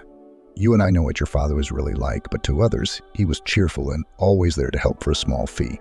I'm just telling you this so that you'll be ready when you hear something unseemly said about you," she explained. And in fact, a couple of days after Nayeli's father's funeral, the girl went to the store to buy bread. She passed a neighbor who lived a few houses down from them. Nayeli said a polite hello to the woman, but the woman gave her a scornful look and remained silent. The girl shrugged her perplexed shoulders and went on her way, as suddenly she heard from her neighbor, "Matthew's a bastard. You've ruined such a man. In a few months' time, there will be no one to dig the garden because Sam is no longer in this world and he was such a man. And it's all your brother's fault," the woman wailed. Nayeli turned around to face the woman and shouted fervently, "Yeah, what do you know? My father is a terrible man. He beat his wife, terrorized his children. And Matthew was protecting his own mother from a tyrant, and my brother didn't kill her on purpose. It just happened. She tried to get through to her neighbor. Yes, we all know this. A guy raised his hand on his spouse. But your mother continued to live with this man, which means she enjoyed it. And Matthew laid a hand on his own father. He had no right to do that. You're probably just like your brother," the woman said, angrily, spitting into the snow and walking away. Nayeli barely held back her tears to keep from crying in the street. She didn't go to the store, but ran home. She went home, and only then did she let the tears flow. Her mother came out of the room crying. Zendaya went to her daughter and sat down beside her and asked what was wrong, and the girl told everything in detail. The mother hugged her daughter and asked her to calm down, then said softly, "Be patient, my sunshine. You know that there are evil tongues in the village, so you've got a lady who can't wait to say mean things. Wait. Time will pass and the passions will calm down. You and I have to worry about Matthew now, because the investigation is going on.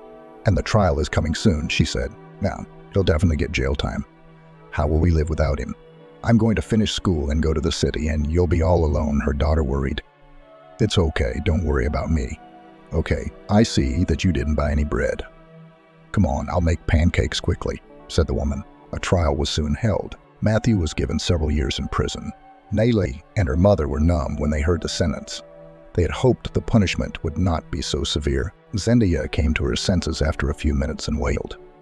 As Matthew was being led away from the courtroom, he shouted to Natalka to take care of her mother. She only nodded in response, for she could not speak, for she had a lump in her throat that she could not swallow. And now Nellie had finished school and stood waiting for her friend. During that time when Matthew had been locked up, she had repeatedly heard angry words that her brother was the last scoundrel and that he hadn't gotten enough jail time. Nellie tried to ignore such people, but still there was a residue on her soul after such words. Soon Lillian came up and cheerfully announced that she was free to go home. Nellie smiled at her friend and asked if she was ready to go to the city in the near future. Lillian winked mischievously and nodded happily. A short time later, Nellie was about to leave for the city to go to the institute. Before leaving, her mother sat her daughter down beside her and said that she wanted to talk to her. The girl willingly replied that she was listening attentively and looked at her mother. Zendia looked at her daughter and said with a sad smile, "How beautiful you've become. Your eyelashes are long, your lips are neat. I want to tell you, daughter, that city people are very different from our village people. And the guys there make sweet speeches that make girls lose their heads," she said. "Mom, if you're telling me to be discreet, I'll keep that in mind. Don't worry about that. But I want to tell you something too. If I can't get into an economic institute, I won't come here, but I'll stay in the city and get a job. I'll rent a room and live there, and next year I'll try again. Don't take offense, but I don't want to go back to the village, even though it's been 6 months since my father's death, and the evil tongue still can't calm down," said the daughter. "I understand you, and I don't blame you for your decision. Maybe you'll have a good life there, and I'll spend my life here. My husband is buried here. I'll wait for Matthew. It won't be easy for him when he's released. I hope that after so many years, everything will be forgotten." Zendaya sighed, and before long, Nellie was gone, for she couldn't get in. She didn't get a few points. Nellie called her mother and told her everything. Zendaya sympathized with her daughter and told her to keep her head up and asked her to call Nellie more often and report everything. After this call, she called her friend, who had also gone to enroll, but in another city, and Nellie told Lillian about her failure and asked her how she was doing. Her friend cheerfully told her that she had entered a pedagogical institute and would soon start teaching. And then the girls agreed to keep in touch and tell each other everything. Nellie roomed with a girl who had also failed to get into the institute. They became friends right before the exams and got along well. The girl lived in the village next to Nellie's, and she didn't want to go back home either. Her name was Sneshana. Nellie immediately decided that it was necessary to find a job, because she realized that her mother's salary would not be enough to support her. She also realized that she had to help her mother at the moment, because Zendia was saving money to go to her son's house. Natasha was lucky to get a job right away. She was hired in a small store. The working day was from 8 in the morning until 8 in the evening. The work schedule was this 2 days of work and 2 days of rest. This suited her very well. However, having worked for the first month, Nellie was unpleasantly surprised as an audit was made and a shortage was revealed. The girl could not understand why this happened. Meanwhile, the store manager took the shortfall from the salaries of Nellie and her shift worker. When the girl received the money, she saw that a third of her salary had been deducted. Nellie was very upset about this, as she wanted to buy herself some boots for the fall that she had been looking at, and also send some to her mother. The girl decided that this month she would not buy a new piece of clothing, but would do it next month. Nellie decided that she wouldn't tell her mother about the shortage, so as not to upset her once again. Another month passed. They audited again and again found a shortage. When Nellie heard the amount, she couldn't stand it and cried. She couldn't understand why there were such large shortages, because she and her replacement didn't take any money from the cash register. The girl's tears did not relieve the manager. The director again deducted from the salary almost half of the finances as repayment of the shortage. And then the girl announced her resignation. She did not want to work for free. Naili was thinking about where to go to work. She didn't want to go into trade. She was terribly afraid that she would have to work one more month and have to pay half of her salary again. So she decided to try herself as a waitress. Naili found this job almost in the center of the city in a cozy cafe. Everything suited her except for the fact that it was very far from the house where she rented a room. And soon the girl was running around the cafe from table to table in her uniform. And after a month, she received a quite tolerable salary. Naili immediately transferred the money to her mother. A couple more weeks went by. The girl came to work as usual. She changed into her uniform and went out into the hall, where the first visitor had already entered. It was a middle-aged man in a business suit. The girl approached him and politely asked him what he wanted to eat, then looked at the waitress interestedly and mouthed, "Tell the cook that Alex is here and he'll get me something," the man said. "Okay, whatever you say," the girl said, a little astonished. She'd been working here for over a month, and this was the first time she'd seen this visitor. Naili went in the kitchen and passed the man's request to the cook. The cook smiled and pronounced, "It's been a long time since Alex has been here. Come to the kitchen in about 10 minutes, and the order will be ready," said the cook. Soon Naili brought several dishes on a tray to her visitor and placed everything in front of the man. Just as she was about to step away, the stranger motioned for her to sit down beside him. The girl replied that the staff was not allowed to do that and would be fined for it. The man laughed and said that when he asked her to do it, the waitress would not be fined. Naili cautiously sat down. She was afraid that the cafe manager would come out and scold her for it. Meanwhile, Alex was asking the girl who she was, how long she'd been working here, what her name was. Naili answered and kept glancing at the front door, waiting for the director of the place to come in. Soon the visitor ate and asked for the bill. The girl voiced the amount, and the man took some bills out of his purse and put them on the table, saying that he didn't need change. After that, Alex got up and went to the exit. The girl looked after the man and only then at the money. She saw that the visitor had paid the bill in double. She felt embarrassed, and Naili wanted to give some of the money and ran to the exit, but it was too late. Alex got into the car and the car started. The girl wondered who this person was and decided to ask the cook. Naili approached the man in the white apron and asked the man embarrassedly, "Who is Alex?" She asked. "It's a friend of our boss. He owns an automobile repair shop. He used to come here to eat a lot, but now he doesn't come much," the cook said. Naili thanked the cook for the information and went into the hall as the visitors entered. The girl had been taking orders all day, and all the time she was thinking about her new acquaintance. When the working day was coming to an end, she was called to her by the head of the institution. She was frightened and went into the man's office and asked him what had happened, and looked at the waitress with a smile and said, "You were great today. I had a friend come over to eat and you served him. He was very complimentary about you. I have a feeling you've turned his head," said the manager. "Alex gave a lot of money for the order. I should pay him back," the girl said, embarrassed. She thought that her boss was calling her to scold her for sitting down to talk to a visitor during the working day. "He's perfectly aware of how much money he left for the order, so you don't even have to worry about that. Just for the future, if Alex pays, don't take any money. It will be on the house. There will be another customer who will not be charged. You'll see him soon. He's my friend too. I unwarned." "Thanks for the heads up," Naili said. And at that moment, the door to the office opened and a smiling Alex walked in. Lynn got up from his chair and quickly walked over to his friend, whom he immediately hugged. Then the director of the place said with a smile, "I see that you had a good vacation at the sea. And the tan looks good on you," said the leader. The girl at that moment looked at her new acquaintance and was about to slip out unnoticed as Alex asked her softly to linger. Naili looked at her boss in confusion, and he nodded in agreement. Meanwhile, Alex turned to his friend. The workday was almost at an end. "Let me steal one of your waitresses a little earlier," the stranger said. I take it you're talking about Naili."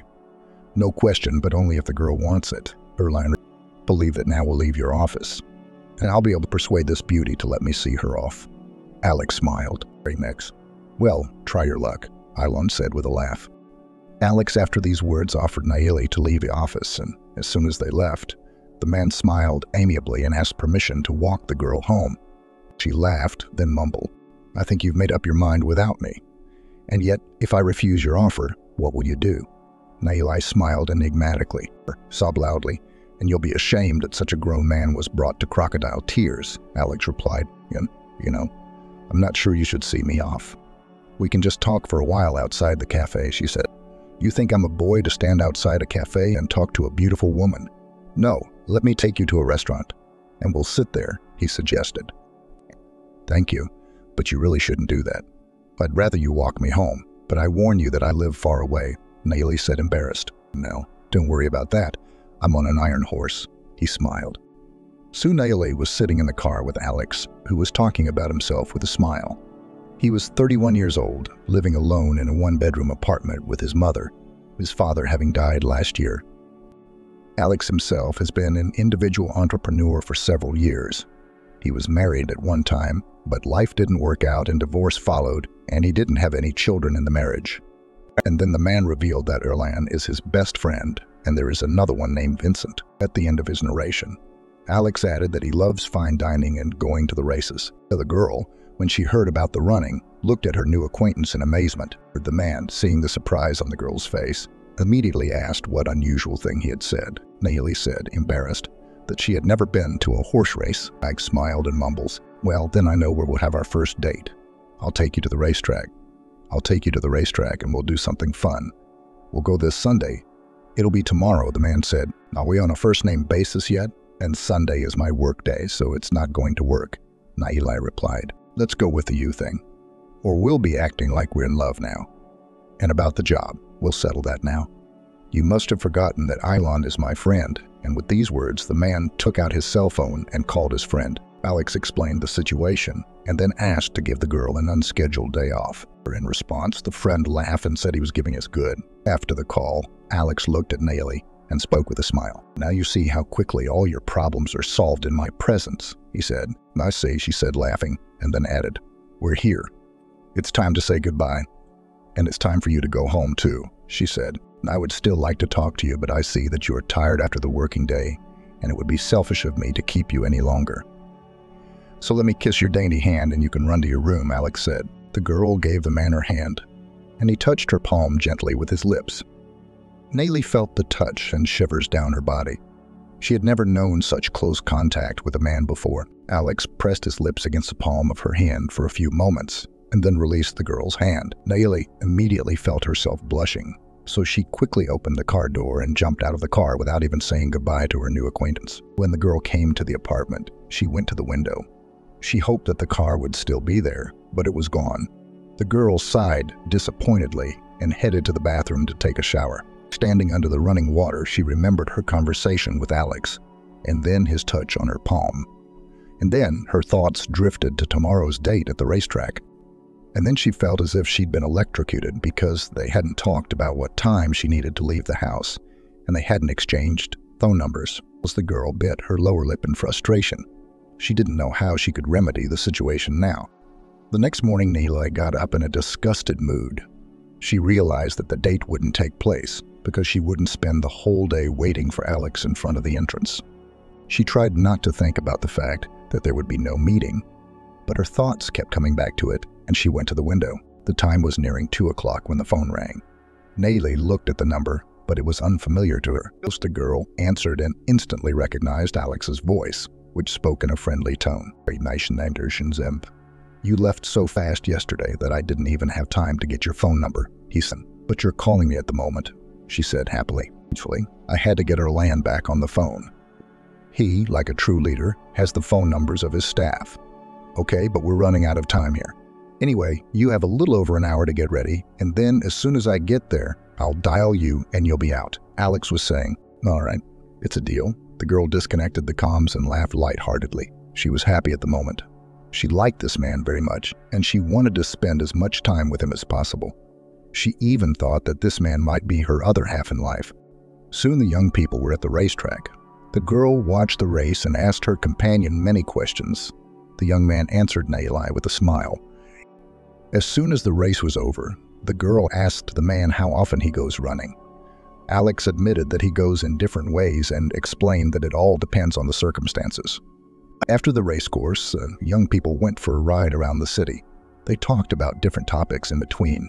The girl at this time enjoyed the communication of the guy, and she wanted this day to not end, so she felt good at this moment.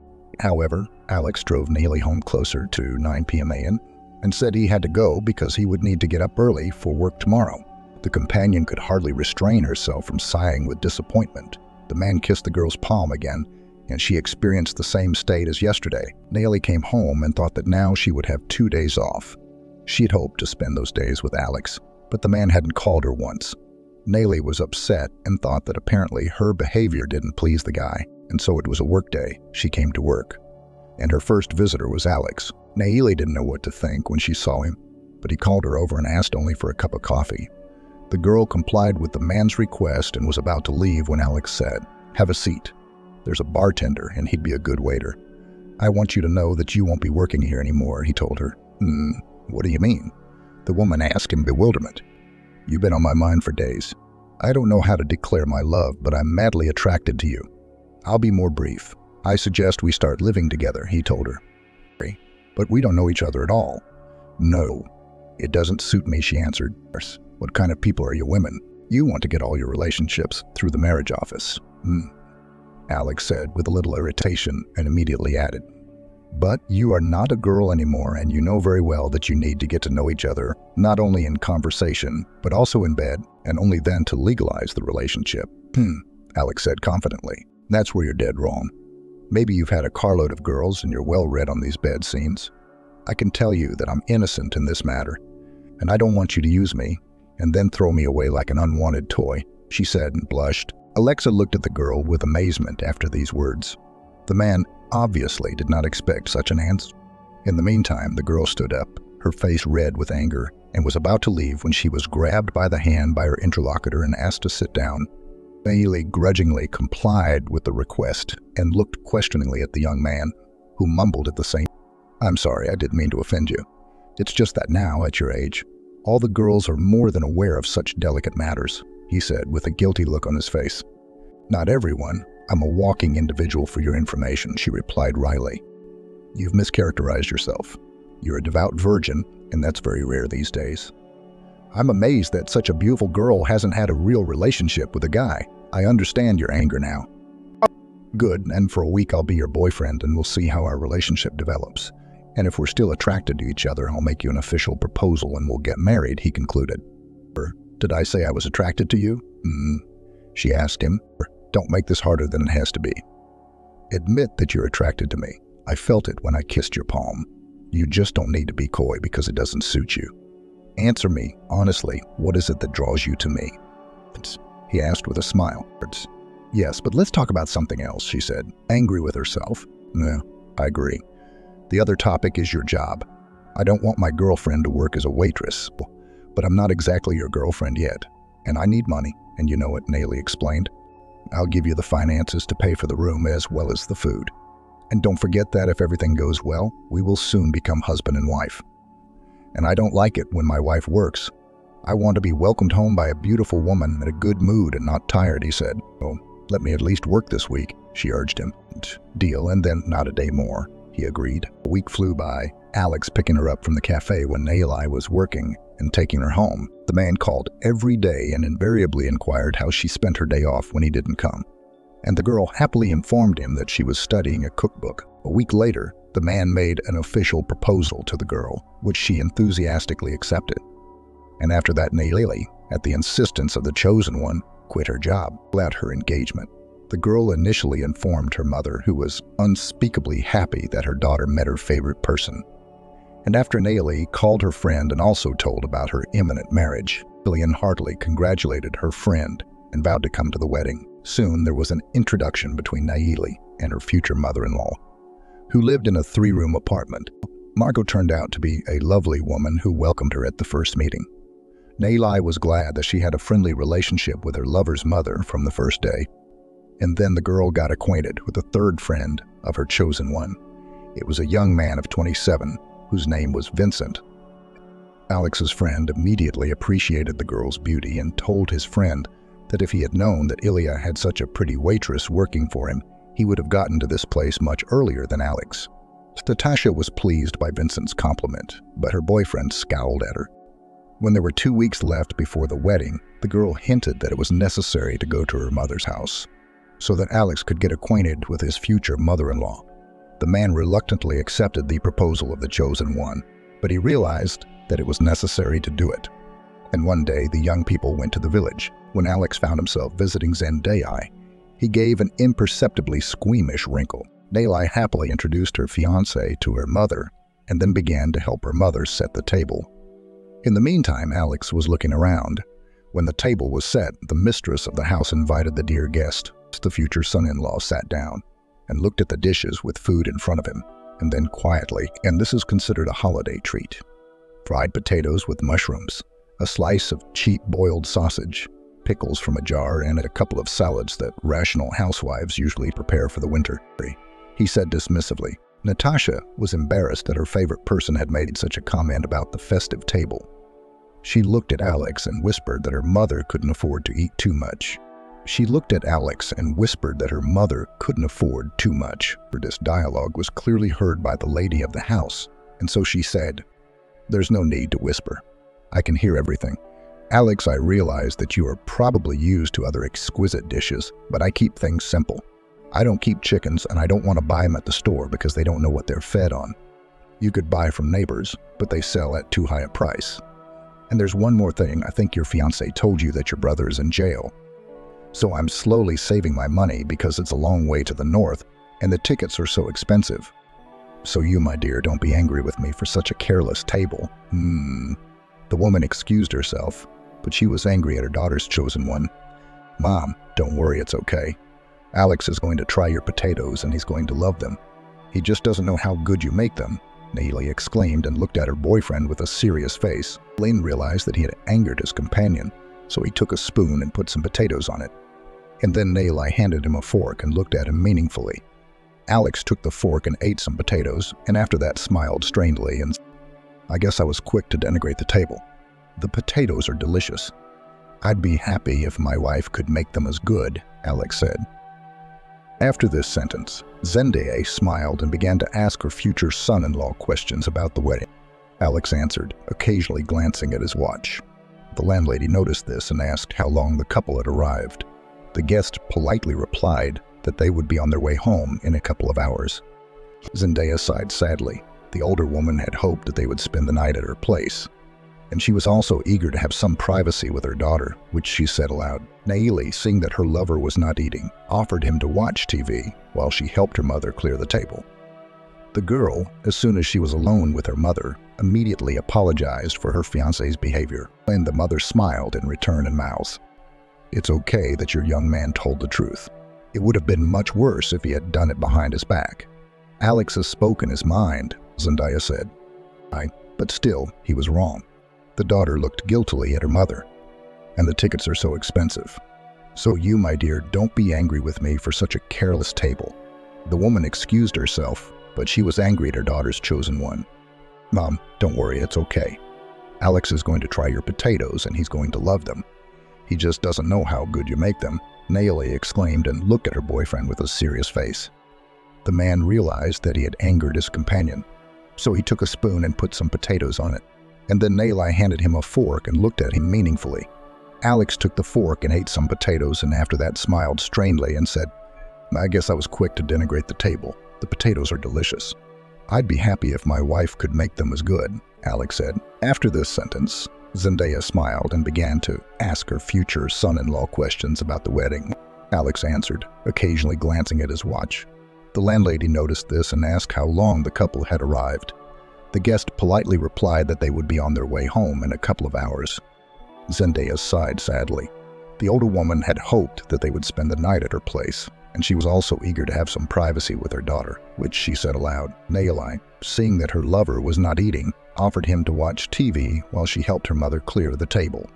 The girl, as soon as she was alone with her mother, immediately apologized for her fiancé's behavior. Then the mother smiled in return and mouthed, "It's okay that your young man told the truth. It would have been much worse if he had done it behind his back." "Alex has spoken his mind," Zendaya said. "Oh, but still, he was wrong." The daughter looked guiltily at her mother. "You better tell me, how long have you known him? How well do you know him?" my mother asked. About a month and a half of knowing him. I think I've known him all my life, my daughter replied with a smile. Why do you want to marry him after such a short period of time? Are you really pregnant? The old woman said in a frightened voice. Mom, we haven't had anything but a couple of kisses. I even live in a rented apartment. We agreed that everything will happen after the wedding. And we both want to live together. That's why we're in a hurry to get married. I'm only sorry that my brother will not be at the wedding, but he knows about everything and wished me happiness. Me, since you and Alex are doing well, I'm happy for you, and with a pure heart I bless you. She hugged her daughter. Soon the young people left the village.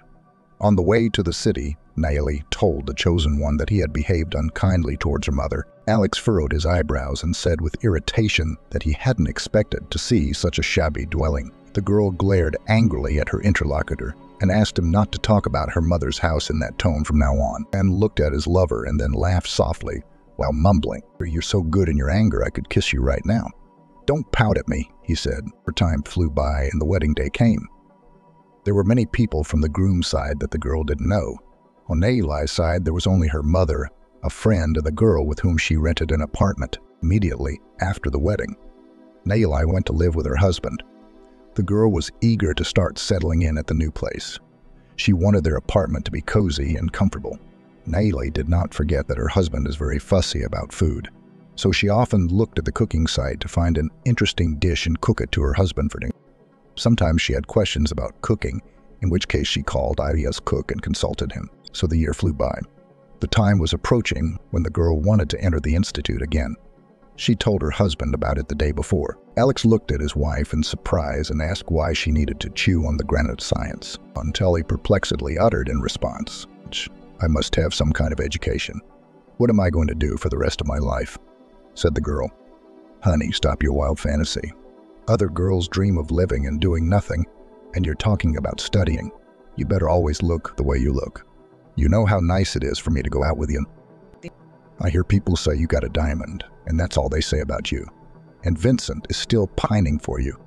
He can't get over the fact that he didn't meet you before me," Alex said. "Sometimes I feel like you didn't marry me, but my looks. But let's talk seriously about school. You don't think it would be pleasant for me to sit on your neck and not have money for extra expenses?" Naomi resented him. "You'll have a job soon. I have some ideas, but it's still in the works. I meant what I said about studying. It's all nonsense. You better study a cookbook. You'll need it very soon," he recommended. Naomi realized that she would have to forget about her studies. The young woman did not want to have a conflict with her husband about it, so she decided that she would stay at home for the time being and be a good wife and a good housewife. Another 6 months flew by. During this time, the girl's mother went to see her son in prison. Naomi's friend married a businessman. The friends still called each other often and told each other the news. Lillian often asked her friend when she was going to give birth to her first child. Natasha had to keep lying to her that it was not yet time for that, although in fact she dreamed of becoming a mother, but her husband was against it.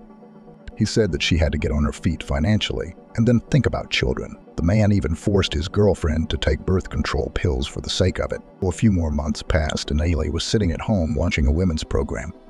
And then they showed a happy mother who had given birth to triplets. The young woman involuntarily wept with emotion, and at that moment her husband came home from work.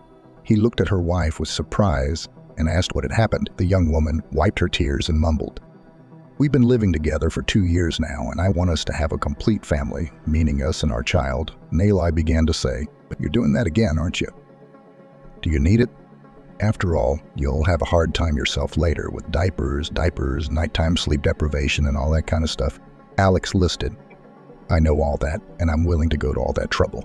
It's just that you're at work all night, and I'm bored," she wailed. "And in your spare time, learn to knit. It's very good. You'll have a job, I promise you," he said. The girl realized that it was useless to talk to her husband about children. So she decided to get pregnant by trickery. A young woman stopped taking birth control. After a while, she realized that she was pregnant. To be sure, Naomi visited the women's clinic, where the doctor congratulated her on the soonest possible addition to her family. The young woman flew home, overflowing with happiness. Now she thought about how to tell her husband about it. Naomi waited for her husband from work and tried to think of every possible way to tell the news to her husband.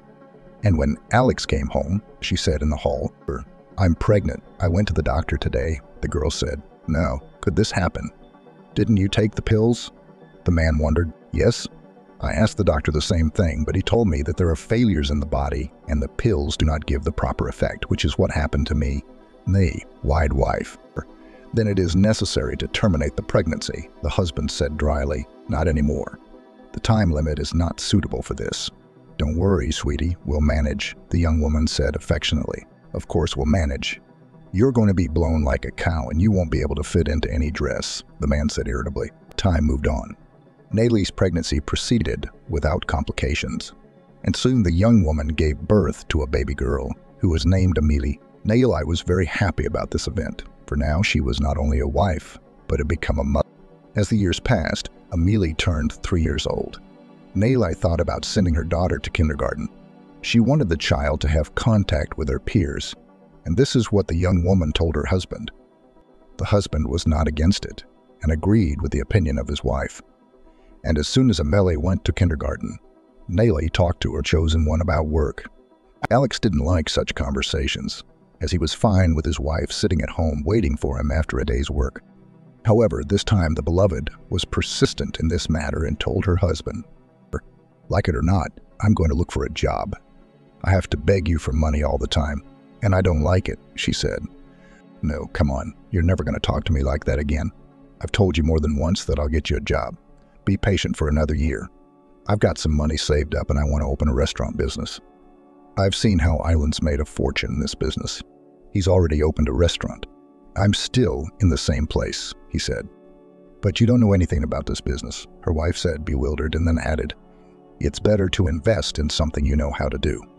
In your case, it's an automobile repair shop, she advised. I'll understand in time, especially since Arlen, as a friend, promised to help. I didn't just tell you to learn the cookbook. You'll be an administrator in the restaurant we're going to open, he said. After this conversation with her husband, Nayli's spirits lifted. She told her mother and then her friend. She also told her mother-in-law, whom she often saw. Margot always welcomed her daughter-in-law and was happy when Nayli visited her with a granddaughter. And once again, when the daughter-in-law came to her mother-in-law's house, the landlady turned to the young woman. Your mom and I call each other a lot. And when we talk about you, she often calls you Nayli, but doesn't that offend you? My mother-in-law asked. Not at all. My mother calls me so fondly. It's very pleasant for me when she says it. Then I'll call you Nayli too. You're like a daughter to me. You come to see me more often with Amelie because I'm bored. And my son and his business are always busy. She sighed sadly. Okay, Mom. I'll try to get out more often. And I'll talk Alex into coming to visit more than once a month, Nayli said. A couple more years passed and Alex opened a restaurant. Nayli was as happy as a child because now she would not have to sit at home. However, her husband said that at first he would hire an experienced administrator and she would have to learn from him. Nayli did not argue with her husband, as she was not used to crossing her husband during the years of married life. It had been about a year. The restaurant was barely bringing in any income. Alex realized that if things went on like this, he would simply go bankrupt. The man began to come home in a bad mood. He understood perfectly well that it was necessary to change the concept of the restaurant business. The wife saw how the chosen one was freaking out about the restaurant and often told him to turn to a friend for help. Alex responded by saying, Island advises to give this place a major overhaul and completely change the menu to one that is easier to prepare. Let's say I agree with the menu. It's easy to do. But the renovation, it requires a fabulous amount of money. Where will I? You could take out a loan, though. Exactly, that's what I'll do, he explained to himself. After a while, Alex took out a large loan from the bank. The restaurant was closed for renovation, which lasted more than a month. New furniture and equipment was purchased. Nayli watched her husband's enthusiasm for the restaurant. The woman hoped that after all these innovations, the place would start generating income. And then the day came when the place opened. There were many announcements in the newspaper that there was a new restaurant in town with an excellent menu for every taste. Alex immediately invited his friends to celebrate the opening of the place. The man expected a lot of visitors that day and hoped, like his wife, that now the revenue would increase many times over. A week has passed since the restaurant opened. People's attendance was low. Alex was furious about it. He just didn't know what to do.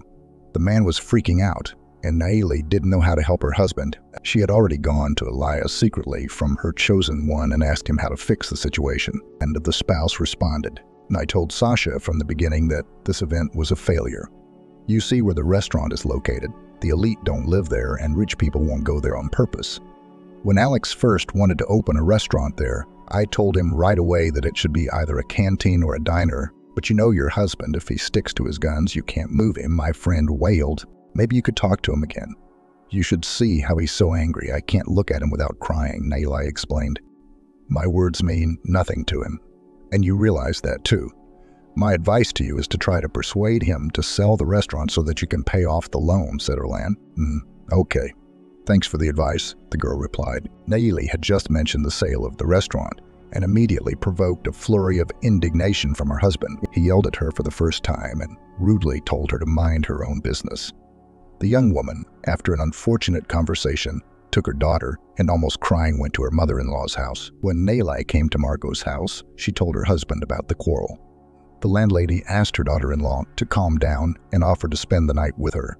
The daughter-in-law refused, as she knew that her husband would not approve of such an act, and told her mother-in-law about it. Margot volunteered to call Sana and immediately dialed him.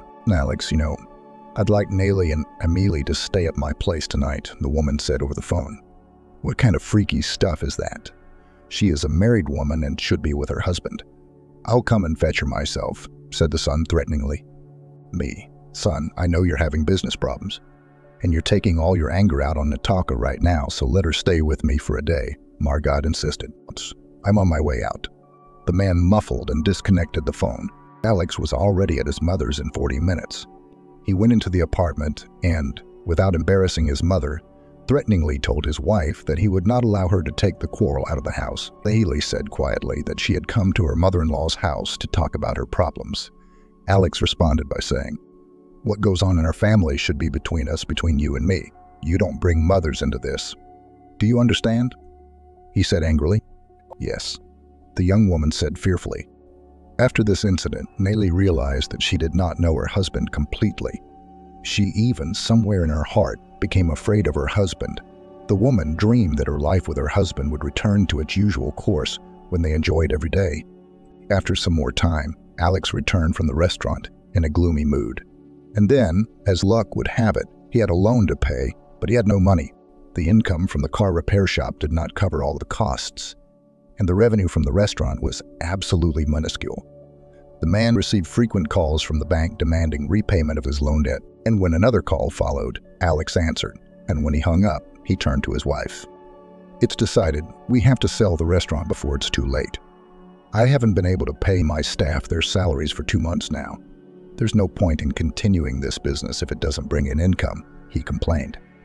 I am very glad that you have come to this decision, replied the wife affectionately, who was actually delighted at her husband's words. Alex soon sold the restaurant. The proceeds from the sale were used to pay off a loan from the bank. As soon as it happened, Naili sighed calmly, because now her husband was no longer nervous about the fact that his business had failed. However, the young woman still secretly wanted to work from her husband, but she realized that her husband would suppress her desire at the root, and then Naili found a way out. The girl began to earn money on the internet.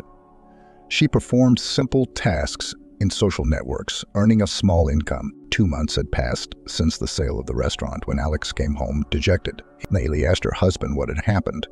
The chosen one, trying to hide his irritation, answered that he had been to Aaliyah's house and that things were going well, and the wife was surprised at her lover's words and said, You should be happy that your friend is doing well in that regard. Don't you realize that I also want to ride a horse, not to pick up scraps from the table? Alex resented him. Are you jealous of Ilya? Suddenly asked Naili, who was surprised by this circumstance. That's a tough question. Maybe there's envy in the back of my mind. But we still need the extra income. It's time to move into a more luxurious apartment. We should buy a 2-bedroom apartment. Don't you realize that I also want to ride a horse, not to pick up scraps from the table? Alex resented. Are you jealous of Ilya? Suddenly asked Naili, who was surprised by this circumstance. That's a tough question. Maybe there's envy in the back of my mind, but we still need the extra income.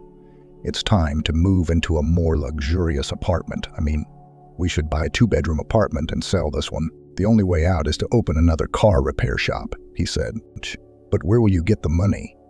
Are you going to take out a loan again? My wife wondered. No. The man replied categorically and added, I have no desire to get involved with banks anymore. I'll think of something, he said. After that conversation, a month passed.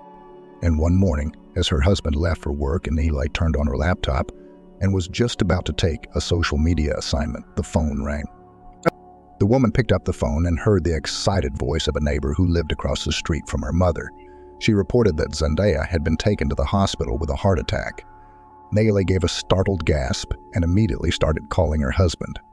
As soon as Alex answered, she quickly told him the sad news and asked him to take her to the hospital. His spouse asked with a little irritation. And how far are you going to go there? Husband said. Until mommy is better.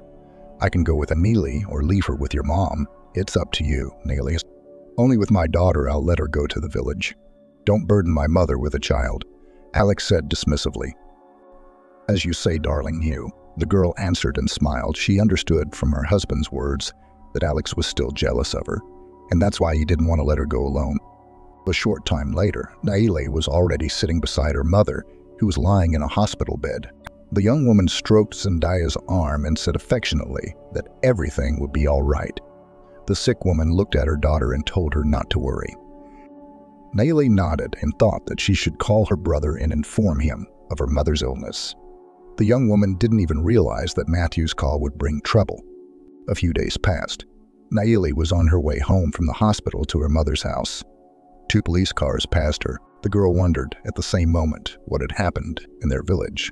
If so many law enforcement officers had arrived. To her amazement, the cars stopped near her mother's house. Nayeli approached the uninvited guests and inquired, What happened? She asked. We need Zendaya, the uniformed man said glumly. She's in the hospital, and I'm her daughter, the girl said. Matthew escaped from prison and traumatized our employee in the process. We're looking for him. Was he here? Officer asked. No. He wanted to check on his mom, so he did that, the young woman said faintly and felt herself getting unwell. In the meantime, the interlocutor asked to open the house in order to inspect it. And at that moment, a signal sounded over the radio. The man answered, and after a few moments he said that the operation to track down the fugitive criminal was over as Matthew had been caught. Nayeli then went into the house, where she wept desperately. She was well aware that her brother had escaped only to visit his mother. Matthew was afraid that his mom wouldn't wait for him to get out of jail. Nayeli also realized that now her brother would get more time for escape.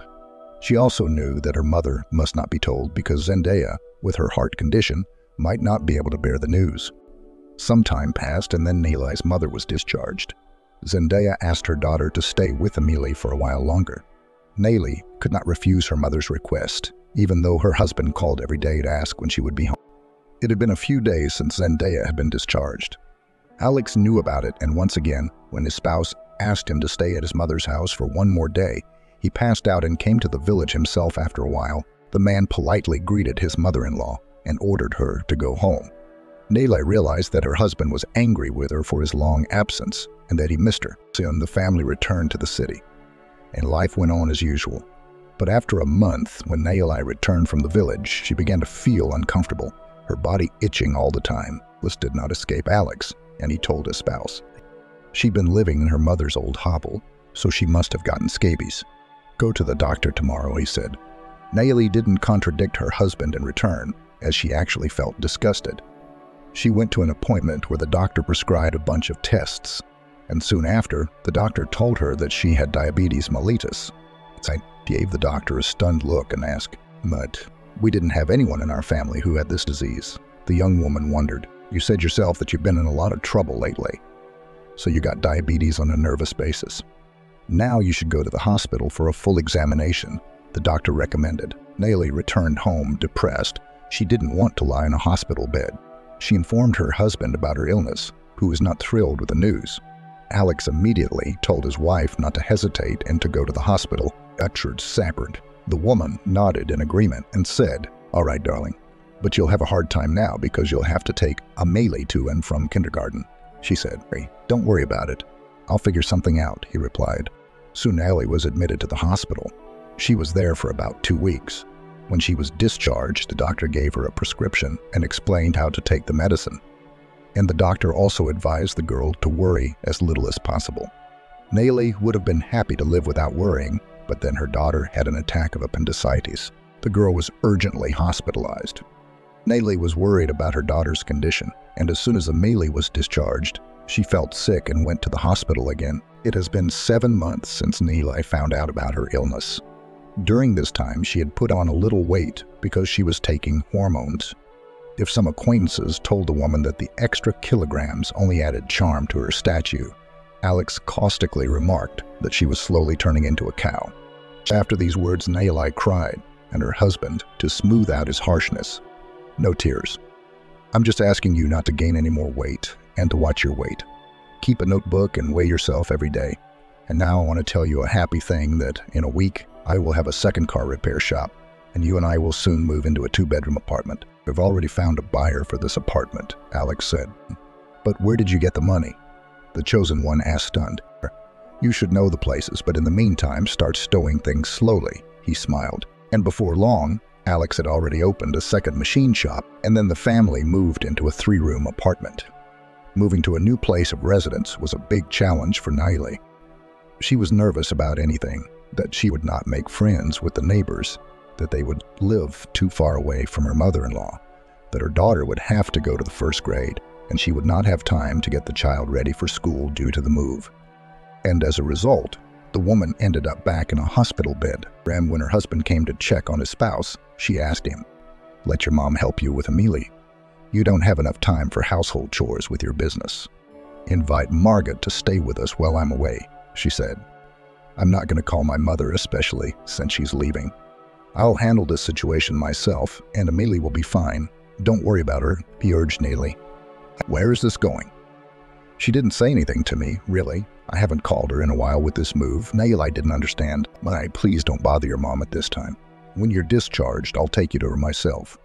"It's a deal," he insisted. "I won't mind you, whatever you say, sweetie," she agreed meekly. Nayeli checked out after a while. She arrived home and noted with pleasure to herself that the apartment was in order. The woman turned to her husband and spoke affectionately, saying she was proud of him.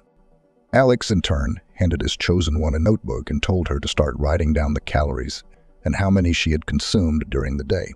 Nayeli gave her husband a dumbfounded look and said he had lost his mind. Alex stepped aside and then gestured to the mirror and offered his wife to look in it. The woman complied with her husband's request and looked at her husband again, and then seeing that the life companion was perplexed, muttered, "You put on a few extra pounds that don't make you look good anymore. I don't have to explain this to you, obviously." He resented me. "I don't understand something. Do you love me, or do you only care about my figure?" Both. So let's stop this pointless dialogue," he decided. After these words, Nayeli locked herself in the bathroom and cried for a long time. She hated herself for being overweight and decided that she would take care of her figure without feeling sorry for herself. Only after these thoughts, the woman was able to calm herself down and left the bathroom. The next day, Nayeli got up early in the morning while her husband and daughter slept, then weighed herself, recording her weight in a notebook, and then she did her morning exercises. When she did her exercises, she mentally encouraged herself that she was doing it not only for the sake of the man she loved, but also for her health. Afterwards, Nayeli saw her husband off to work, took her daughter to school. She began to study the calorie chart. Legends, the woman decided that she would cook for herself separately and only from low-calorie foods. She made a menu and put it in a prominent place in the kitchen. Several days passed. Nayeli continued to exercise every morning and cook for herself separately from the household. The woman believed that everything would work out and she would be able to regain her former figure. And when a week passed, Nayeli stood on the scales and was horrified to notice that during this time she lost only 260 grams. She was upset by the result and decided to talk to her mother-in-law. That woman called Margot, but the caller was out of range. When her spouse came home from work, she told him that she had tried to call her mother but was unable to. Alex then looked absent-mindedly at his beloved and informed her in a calm voice that his mother had gone to live in another country, and looked dumbfounded at her husband and utters, "No, come. Why didn't she say goodbye? Why didn't you say anything to me?" She was indignant. "It's a long story. Be patient. Mom will get settled and she'll call you." It's just that she got a boyfriend and he suggested moving to his homeland, and she agreed. And Mom doesn't have to answer to us for her actions. She's an adult, Alex said, as if Alex had cut him off. It's not that Margot has to answer to us, the young woman exclaimed indignantly, wiping away tears with her hand. And then she went on to say, that's not the point. We got on well with her, and she left without a word to us. It's not nice to her relatives. That's what I'm talking about now, she said with sadness in her voice. I calmed down. I explained to you that she had a good reason for doing what she did. And let's just drop the subject. And actually, your husband came home from work hungry and he wants to eat like a wolf, said the husband. Nellie had no choice but to silently walk to the kitchen and set the table to feed her spouse. The woman was doing all this automatically, as her thoughts were preoccupied with her mother-in-law's behavior. She could not believe that Margaret had done such a thing. Nellie was offended that her mother-in-law had done that to her, and Amelie. A month had passed since Nellie had been trying to lose weight. She decided to find out how much she would weigh at the end of the month. The woman stood on the scale and was confused. She saw that after all her efforts, she had lost only 1 kilogram. Nellie did not believe the result at first and quickly went to the nearest health clinic where she asked to be weighed. However, the nurse confirmed the result that Nellie had on the scale at home. The woman walked back in despair because she had exhausted herself so much, often malnourished, watching the family devour baked chicken or eat ice cream. Nellie tried to leave the kitchen at those moments so as not to tempt herself, and all this suffering was for the sake of 1 kilogram. She was about to give up on losing weight when the idea occurred to her that she should visit a nutritionist to find a diet that could be used with diabetes. And now Nellie has a new menu from the doctor. The woman starts diligently again, a new attempt to lose extra pounds. She strictly adheres to the menu and also exercises for 15 minutes in the morning. And exactly 1 month later, Nellie gets on the scale. The woman, seeing the result, runs to the kitchen and angrily tears off the menu sheet, as she has lost 720 grams of weight over this period of time. When her husband came in that day, her spouse complained to him that once again her month had been wasted, as she had lost very little weight. Alex grinned and arrogantly said she wasn't trying hard enough. Nellie felt her resentment rising and wanted to reply to her husband, but she immediately changed her mind, as she realized that the conversation could end in a scandal, and she did not want that. The next morning, Nellie saw her husband off to work as usual, took her daughter to school, and called a friend. She told her friend about her problem and that her relationship with her husband was deteriorating because of it.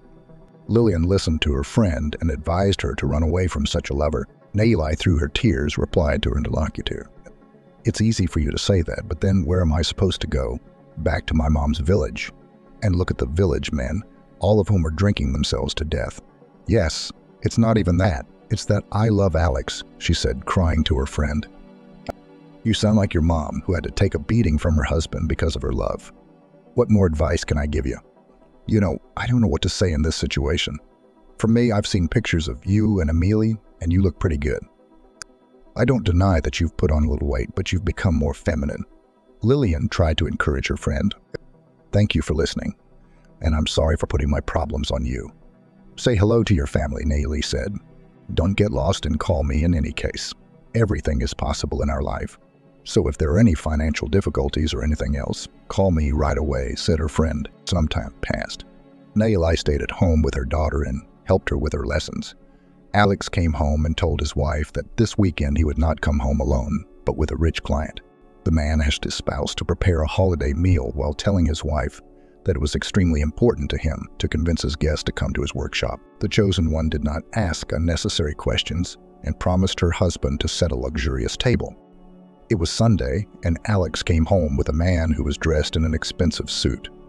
The head of the family invited the guest into the hall, where the table with numerous dishes was set. Alex looked at the treat and smiled. He was pleased that his wife had honored his request. Meanwhile, the guest also appreciated the dishes and said, "Your wife is a great cook." And after these words, the man looked at Nellie, who was standing modestly aside, and the guest clucked his tongue and said, "Your chosen one is good in every way," the man said. Alex clearly didn't like the client's last sentence and sternly asked his spouse to leave them alone for a while. And then the landlord brought a bottle of white wine and suggested that we start the conversation by drinking 100 grams. The guest smiled broadly and nodded in agreement. And Naili was in the nursery with Amelie at the time.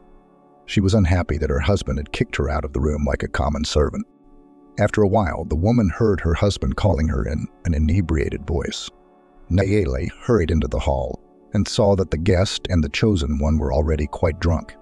Hence, the woman asked what her husband wanted her to do, and he in turn smiled skeptically and asked her to clear the table, while at it, "You can collect the leftovers and then take them to your mother in the village. She will be pleased with your gift of leftovers," he laughed. Naili did not answer her husband, as she realized that it would be useless at the moment. She decided that she would talk about it in the morning, and as soon as the next day came, the woman turned to her husband. "Well, what do you think you're doing?" "Okay, you insult me, but what about my mother?" She said. "And you are becoming like a village cow. That's why I say such words to you," replied the husband. "But then, why don't you divorce me if you hate me so much?" she asked. "You're a good cook, and don't forget, we have a daughter with you. If you want, I can take away your motherhood and go back to your village," he said wryly.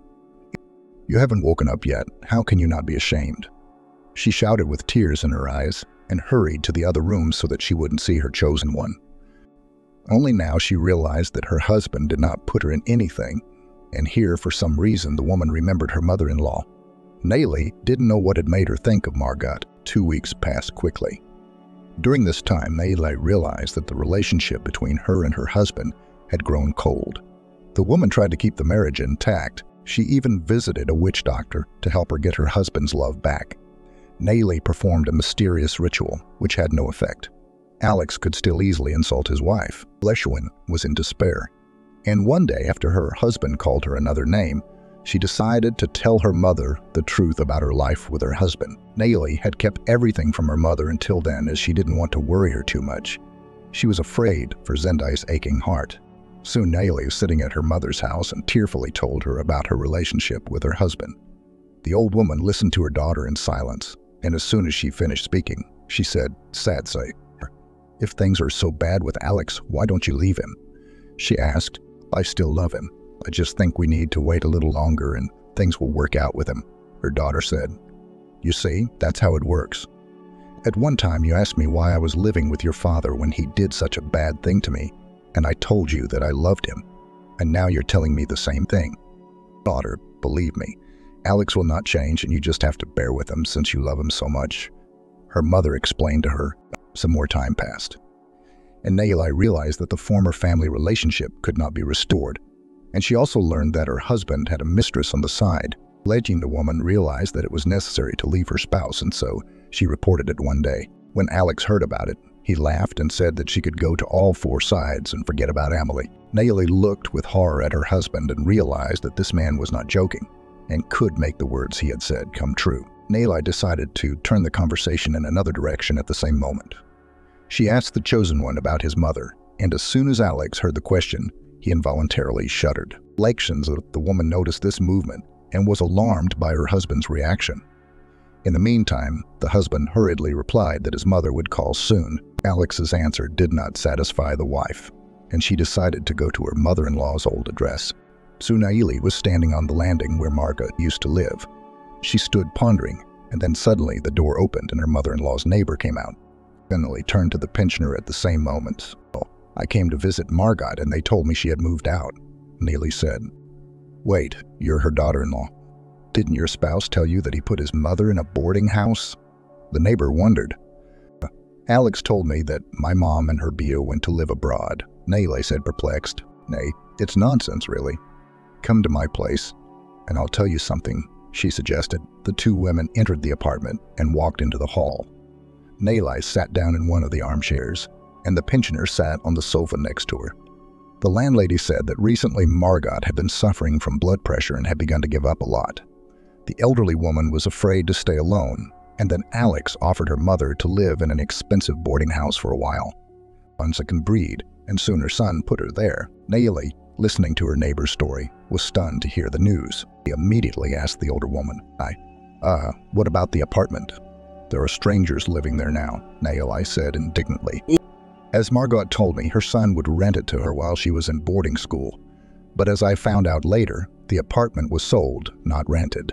That's all I know. So you tell me, Where is Margot now? I guess you took her back to your place. The neighbor asked. Yes, Nayli lied, and she wanted to be alone to think about it, so she added, I'm sorry, but I have to run. School is ending and I need to pick up my daughter. Thank you for the news, the woman replied. When she left her neighbor outside, Nayli sat down on a bench and thought. She didn't understand why her mother-in-law, if she was in the boarding house, hadn't called her. It all seemed very strange to the woman, and she decided that she would get to the truth on her own. And soon Nayli began to wait. About a month had passed and Alex's birthday party was coming up.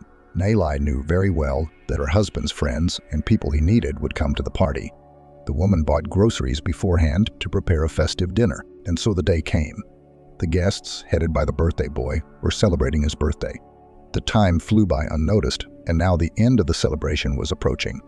Alex swaggeringly called his wife to him and sarcastically said, humiliating her in front of his face, Fatty, pick up the leftovers from the table.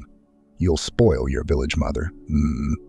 The guests laughed, except Vincent, who still liked Nayli.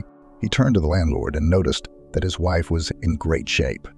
Alex was about to say something to his friend when Nayli interrupted him, turning to Vincent. Thank you for standing up for me, but now I can fend for myself. The woman turned to her husband and smiled coldly, saying, You're right. I'll pick up these scraps and feed my mother and yours, which you refused. The woman said bravely, What the hell are you talking about? Alex said fiercely. Let me tell you and our guests what a respectable man you are in the community. I think you told your friends that your mother went abroad with her boyfriend. Only it didn't happen. You fooled everyone. And now it's time for everyone to know the truth. By the way, your mom should be here in half an hour to congratulate her diligent son, and I'll tell about you by then. Nayli began to talk. Shut up or I won't be able to take care of myself, Alex said menacingly and started to get up from his chair, but he was immediately precipitated by Vincent, who uttered, Don't boil, Alex. You know very well that your mother was like a second mother to Eli and me, and it's important for us to know the truth. Let Nayli talk, the man said. The woman glanced gratefully at Vincent, then turned to her husband. She saw that her husband was looking at her with fury. Nayli was well aware that at the moment she had to tear off the mask of hypocrisy from her chosen one in public. However, she did not feel sorry for her spouse because she had suffered from his humiliation lately, so she began to speak with a smile. We all remember very well that Alex needed money to open a second auto repair shop. He didn't want to take a loan and he couldn't lend such a sum.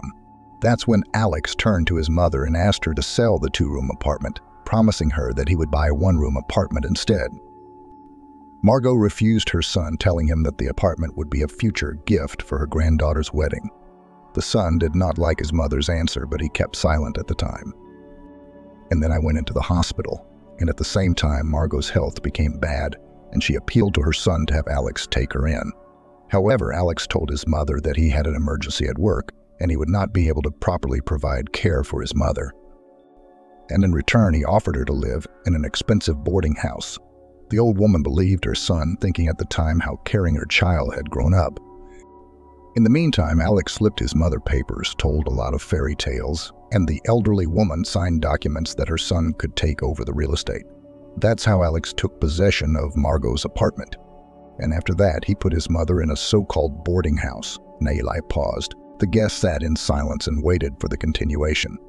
The woman looked at her husband, who looked at her with contempt. Nayli subconsciously waited for her husband to apologize and ask her not to say anything further. Seeing Alex's gaze, the woman finally realized that her husband was in no way ashamed, and she continued her story. When Alex pulled the scam, he told everyone that my mama had gone abroad. It seemed strange to me at the time, but I trusted my husband wholeheartedly. And for some time, I waited for my mother-in-law to settle down in a new place. But as time went on, Margot never showed up. And I turned to my husband about it, and most amazingly, my husband was embarrassed by the question about my mother. That's when I felt something was wrong. And I went to the address where my mother-in-law lived, where I accidentally ran into a neighbor who told me about the boarding house. I was astonished by my husband's lies and did not tell him anything. I started looking for Margot on my own. I visited several boarding houses, but there was no woman in any way. I was in a stupor as I did not know how to find a mother-in-law. I started to revisit boarding houses, and in one of the institutions I was advised to look for a relative in a nursing home. That's where I found Margot. You should have seen how happy she was to see me. The old woman was crying tears. My mother-in-law told me about the documents, how she had signed them, and that her son did not visit her at all. I asked her why she had not come on her own. And at the same moment I realized that I had asked a stupid question because Margot could hardly move. Neil paused and looked at the guests. There was silence in the room.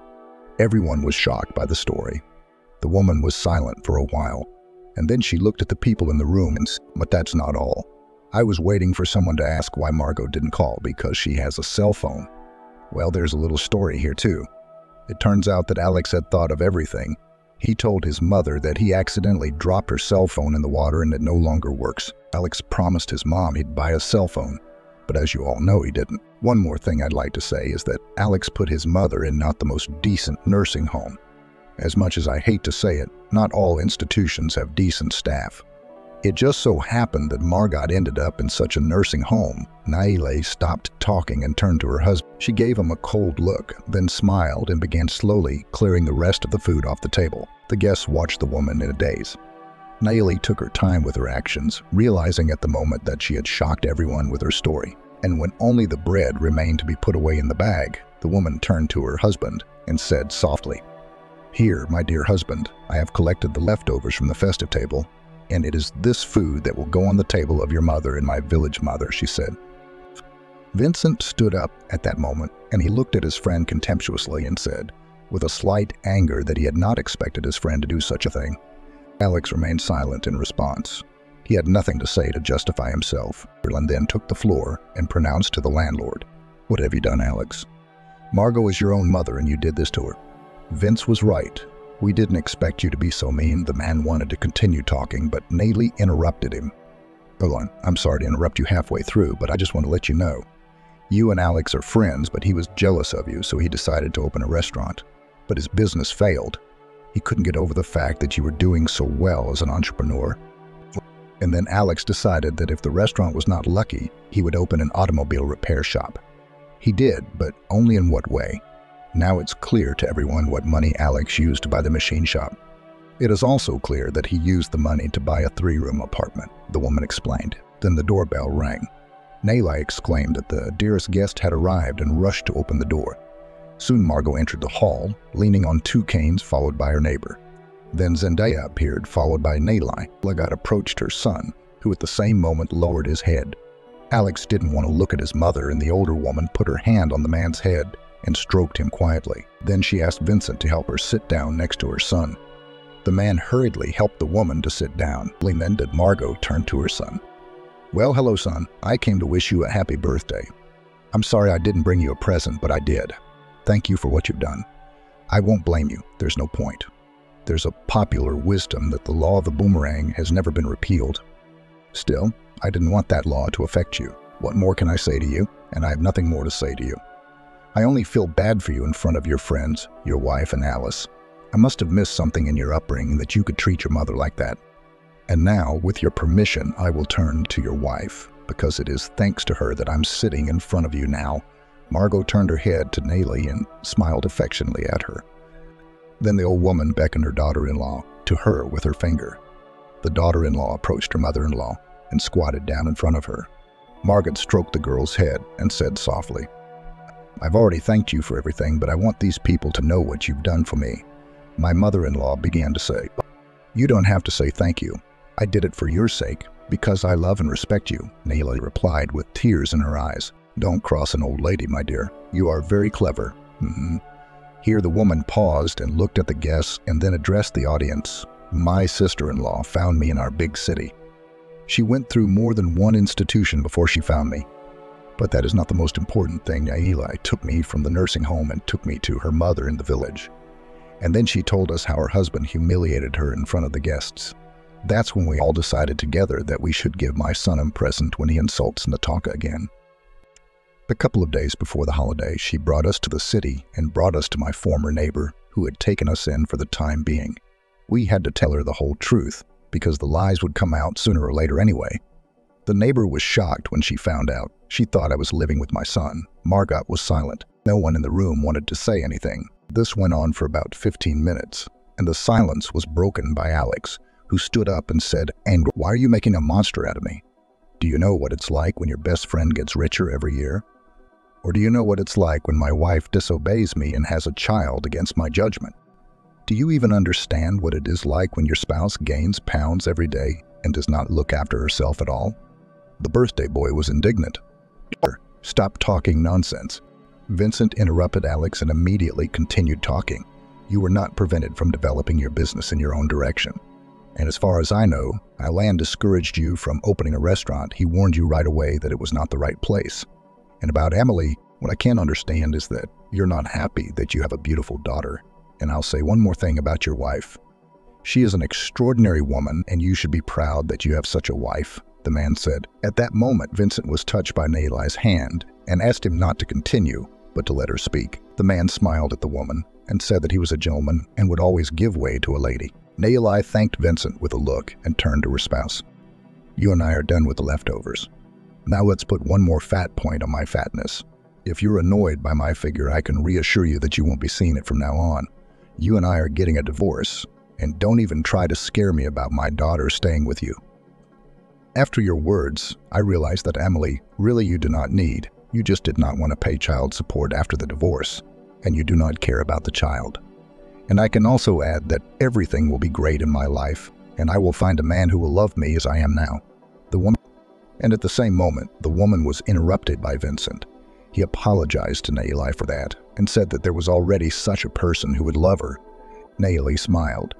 She knew her husband's friend had a soft spot for her since the day they met. In the meantime, Vincent continued to speak. You know I have feelings for you.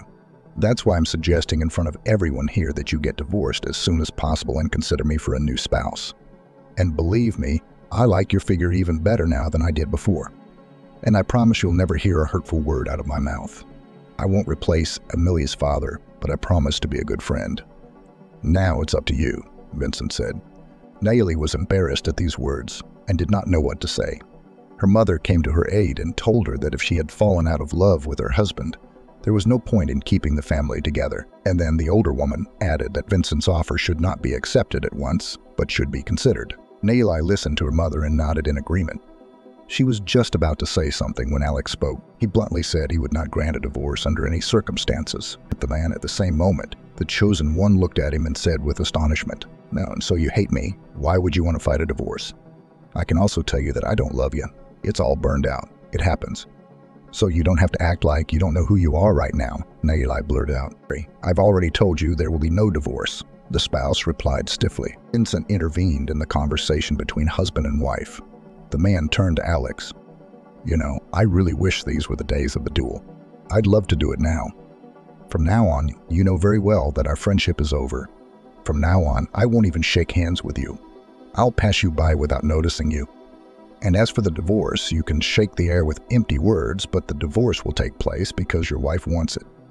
And if you try to intimidate Nayeli, believe me, she has an advocate who is willing to go to great lengths to make this woman happy in life. It's your own fault for what happened. Nayeli loved you with all her heart, and you knew it, and the people around you knew it. But you mocked her and trampled on her love. So be a man now and just step aside and let Nayeli get on with her life." Vincent spoke up and turned to the woman he loved, smiling encouragingly and asking her not to worry. Nayeli smiled in return as well, and thanked the man again for his support. Vincent then turned to Margot. He said, "You shouldn't be ashamed of your son in front of us.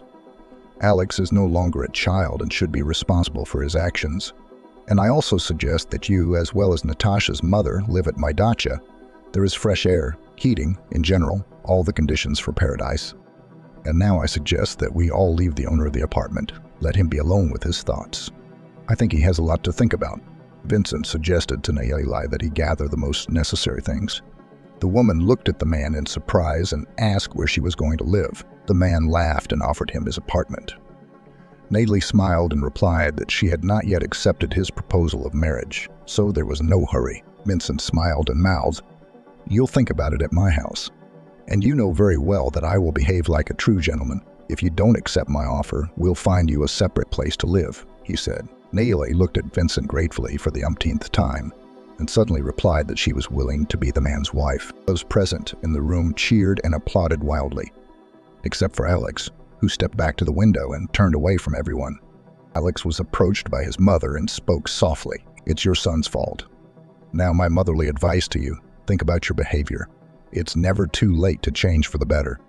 If you realize that, you know where to find me, either at Nayeli's mother's or at Vincent's cottage. I wish you'd find the strength to realize what you've done with your life. That's all I wanted to say to you, son, the woman said to him, turning around and walking with the others toward the exit.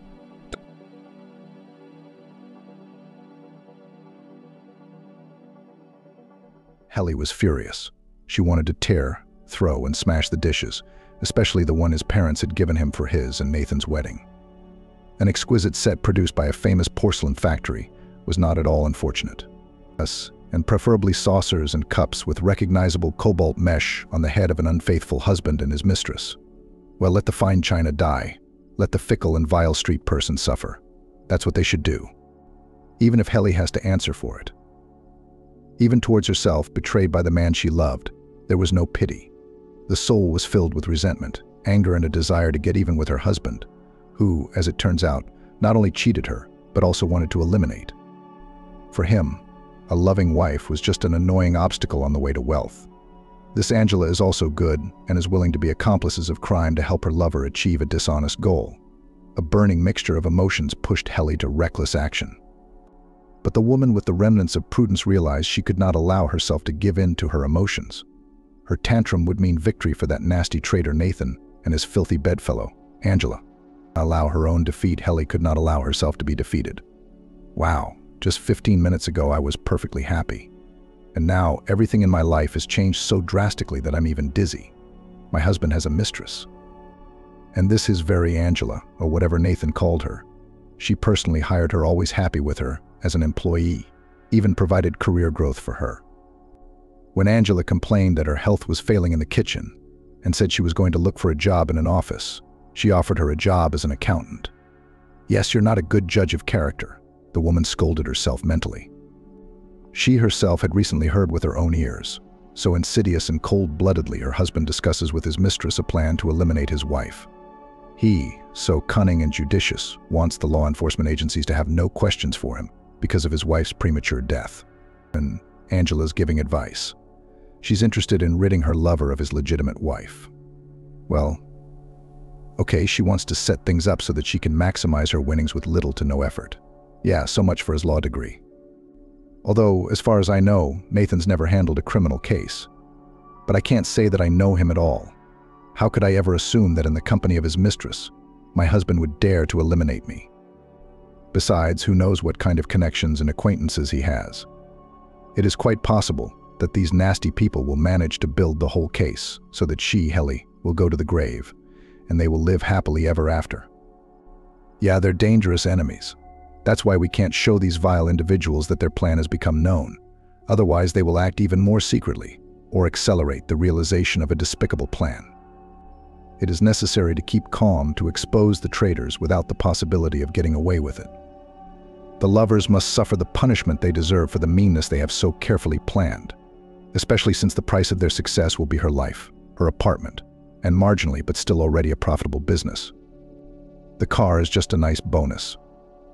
It's true what they say, appetite comes with the meal. Greedy Nathan does not think about divorce, because it means an inevitable division of property. However, he does not want to share neither the firm, which was actually founded by her alone. Of course, it cannot be denied they developed and led it to prosperity together. But he wants to take into his hands that has nothing to do with him. 3 years ago, when I married Nathan, I thought he loved me more than life. At least that's what he said. And today, by chance, I found out that's not the case. Nathan doesn't need me alive, and I'm even dangerous.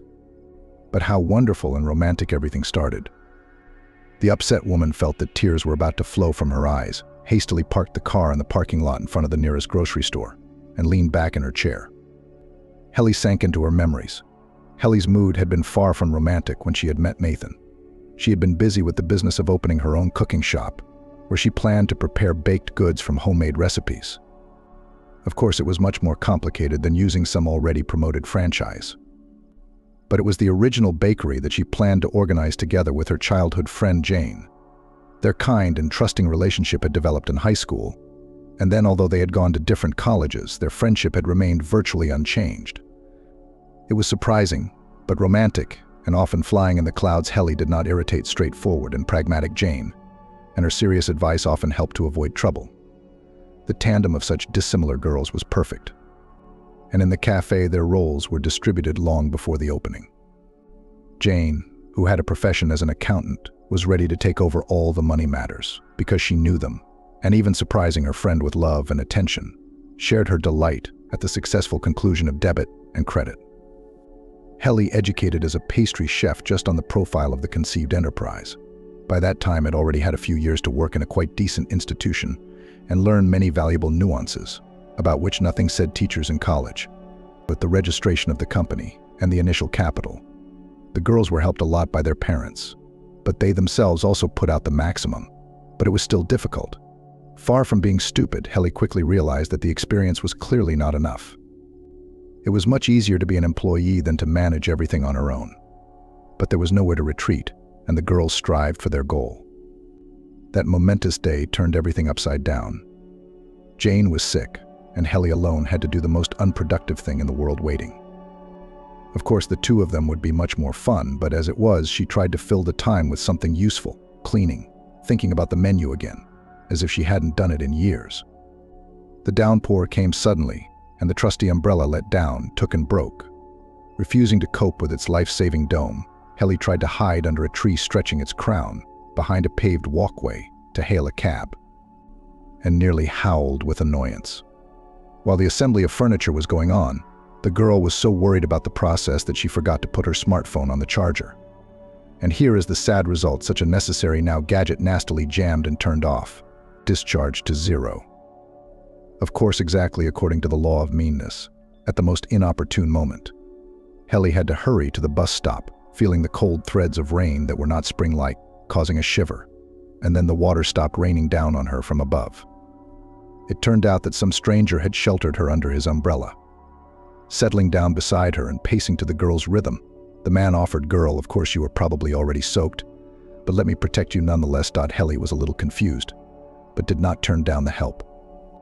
After all, there were other hurrying park visitors around, and it wasn't scary at all. Besides, the stranger behaved quite adequately and did not offer anything reprehensible or indecent. Together they reached the public transportation stop. Many potential competitors were crowded under the awning. Shuttles were passing by, and the streetcar was so full of passengers that only a few of the most active lucky ones managed to squeeze into the carriages. The stranger introduced himself and explained, "My name is Nathan. You know, I was taught that once you help, you should never give up on a good cause. Given the traffic collapse, here's a suggestion. I'm calling a cab right now, and you and I will go home in comfort. If you're afraid, I can even order 2 cars. But that would be selfish to the people who would like to get home comfortably in this weather. I promise you'll be perfectly safe. Do you agree?" Feeling her soaked feet begin to freeze, Helen agreed, gave her address, and, thanking her for the courtesy, promised, "As soon as we're in the car, I'll wire you the money for the trip." The downpour came suddenly, and the trusty umbrella let down, took and broke. Refusing to cope with its life-saving dome, Helen tried to hide under a tree stretching its crown, behind a paved path, to hail a cab, and nearly howled with annoyance. While the assembly of furniture was going on, the girl was so worried about the process that she forgot to put her smartphone on the charger. And here is the sad result: such a necessary now gadget nastily jammed and turned off, discharged to zero. Of course, exactly according to the law of meanness, at the most inopportune moment, Helen had to hurry to the stop, feeling the shivering, cold threads of rain that were not spring at all. And then the water stopped crashing down on her from above. It turned out that some stranger had sheltered her under his umbrella. Settling down beside her and pacing to the girl's rhythm, the man offered, "Girl, of course you were probably already soaked, but let me protect you nonetheless." Helen was a little confused, but did not turn down the help. After all, there were other hurrying park visitors around, and it wasn't scary at all. Besides, the stranger behaved quite adequately and did not offer anything reprehensible or indecent. Together they reached the public transportation stop. Many potential competitors were crowded under the awning. Shuttles were passing by, and the streetcar was so full of passengers that only a few of the most active lucky ones managed to squeeze into the carriages. The stranger introduced himself and explained, "My name is Nathan. You know, I was taught that once you help, you should never give up on a good cause. Given the traffic collapse, here's a suggestion. I'm calling a cab right now, and you and I will go home in comfort. If you're afraid, I can even order 2 cars. But that would be selfish to the people who would like to get home comfortably in this weather. I promise you'll be perfectly safe. Do you agree?" Feeling her soaked feet begin to freeze, Helen agreed, gave her address, and, thanking her for the courtesy, promised as soon as we're in the car, "I'll wire you the money for the trip." "Well, not right away. My smartphone ran out of battery, but you dictate your number to me, and then I'll throw you the amount due dot." The man monitoring the app for information about the arrival of the cab did not respond to this statement. Since there was not enough room under the roof of the bus stop for everyone, they stood there without saying a word, under the not-so-secure cover of an umbrella. But the rain slowly calmed down and no longer tried to roll the cold water out of the people's bags in the street with gusts of wind. Soon Nathan rejoiced and jokingly announced, pointing to a car neatly parked near the bus stop, "But here, the carriage is served dot." Helen was glad to be in the saving warmth of the automobile interior. When asked for her phone number, Nathan handed her a business card. "This is not for you to wire money. I can well afford a cab ride, especially since we're kind of on the way. Just in case maybe you or someone you know needs legal services? Call me. I'd be glad to. Getting out of the car outside her house, Helen again thanked the man who had unexpectedly come to her aid. "Thank you again." As soon as the thought of transferring money crossed her mind, Helen hurried to send Nathan the money. But soon a text message informed the girl that the entire amount had been returned. Also in the message was the text, "Nice to meet you. After thinking about it, Helen decided to send her savior from the rain an invitation to the cafe after it opened, saying that the kind man could try any treat at the expense of the place. This option seemed to be the most acceptable. Finally, the girl lit up and dozed off. About a week later, after kilometers of spent nerves, Helen and Jane's cafe received its first visitors. Not in vain, they were in a hurry. Not all the townspeople in the festive days of May went to the dachas and in the lap of nature, and there were quite a lot of visitors. Jane even had to help the employees. It was a good thing that she had applied for a health book at the same time as Helen and could not be afraid of possible inspections. By closing time, when their parents arrived to take care of their business, the girls were exhausted but satisfied. All together, closing the doors from visitors, sat at the tables for a while, letting Helen and Jane recover a little. It was only afterwards, having refreshed themselves with tea and unsold wares, that everyone went home. Helen didn't want to go to her parents' house for the night, so they gave her daughter a ride to the driveway. There, to the girl's surprise, Nathan was waiting for her. He had flowers in his hands, and it so happened that he as if immediately met potential relatives. The man held himself without embarrassment but apologized to Helen's mom and dad. "Mary Alex, I apologize. I didn't think there would be an introduction to you today, and I didn't prepare you and your spouse the proper presents. I promise to correct the oversight the next time we meet," he said. The parents were rather wary of the active, though very courteous man, but they could not influence Helen. She was completely enchanted by the man. He quickly became the most necessary person for her. The girl was a little disturbed that the relationship between her lover and Jane was developing disgustingly.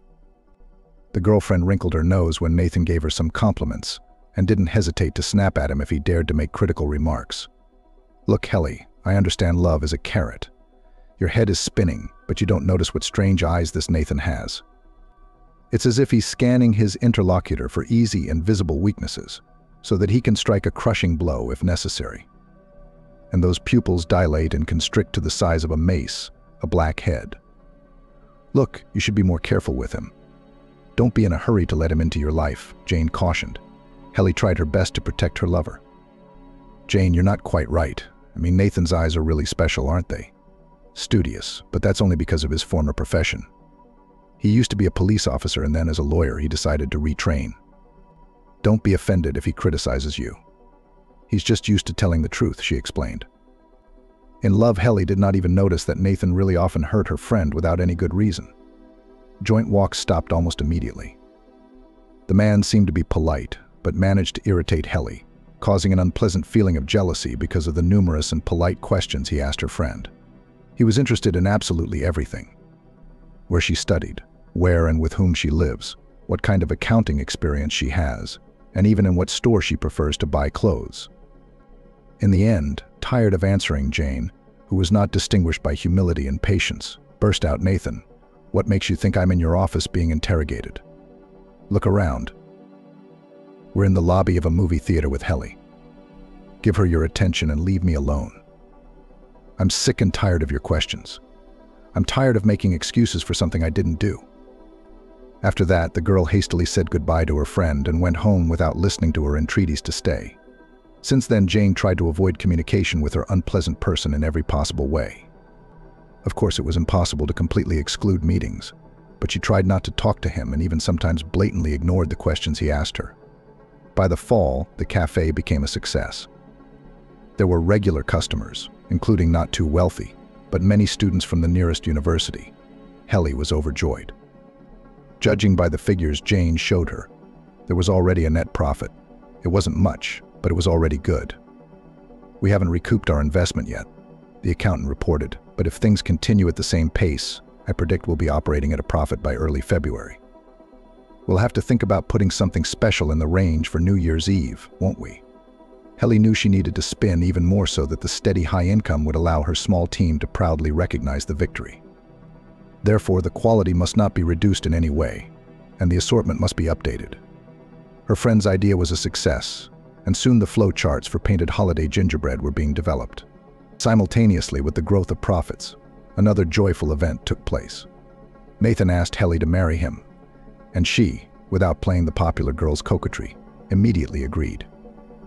Jane, on hearing the news, hid her pretty face and distressed her friend by expressing her feelings on the subject. I sympathize with you, Helen. That slippery Nathan is clearly not out of love for you insisting on getting married. Helen was incredibly offended then. So you think I'm impossible to love? Is it because I'm fat?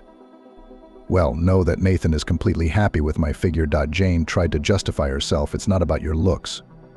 You're fine with it. Although I've noticed you've been nibbling on oatmeal cookies instead of croissants in the mornings. With coffee, no sugar, no cream.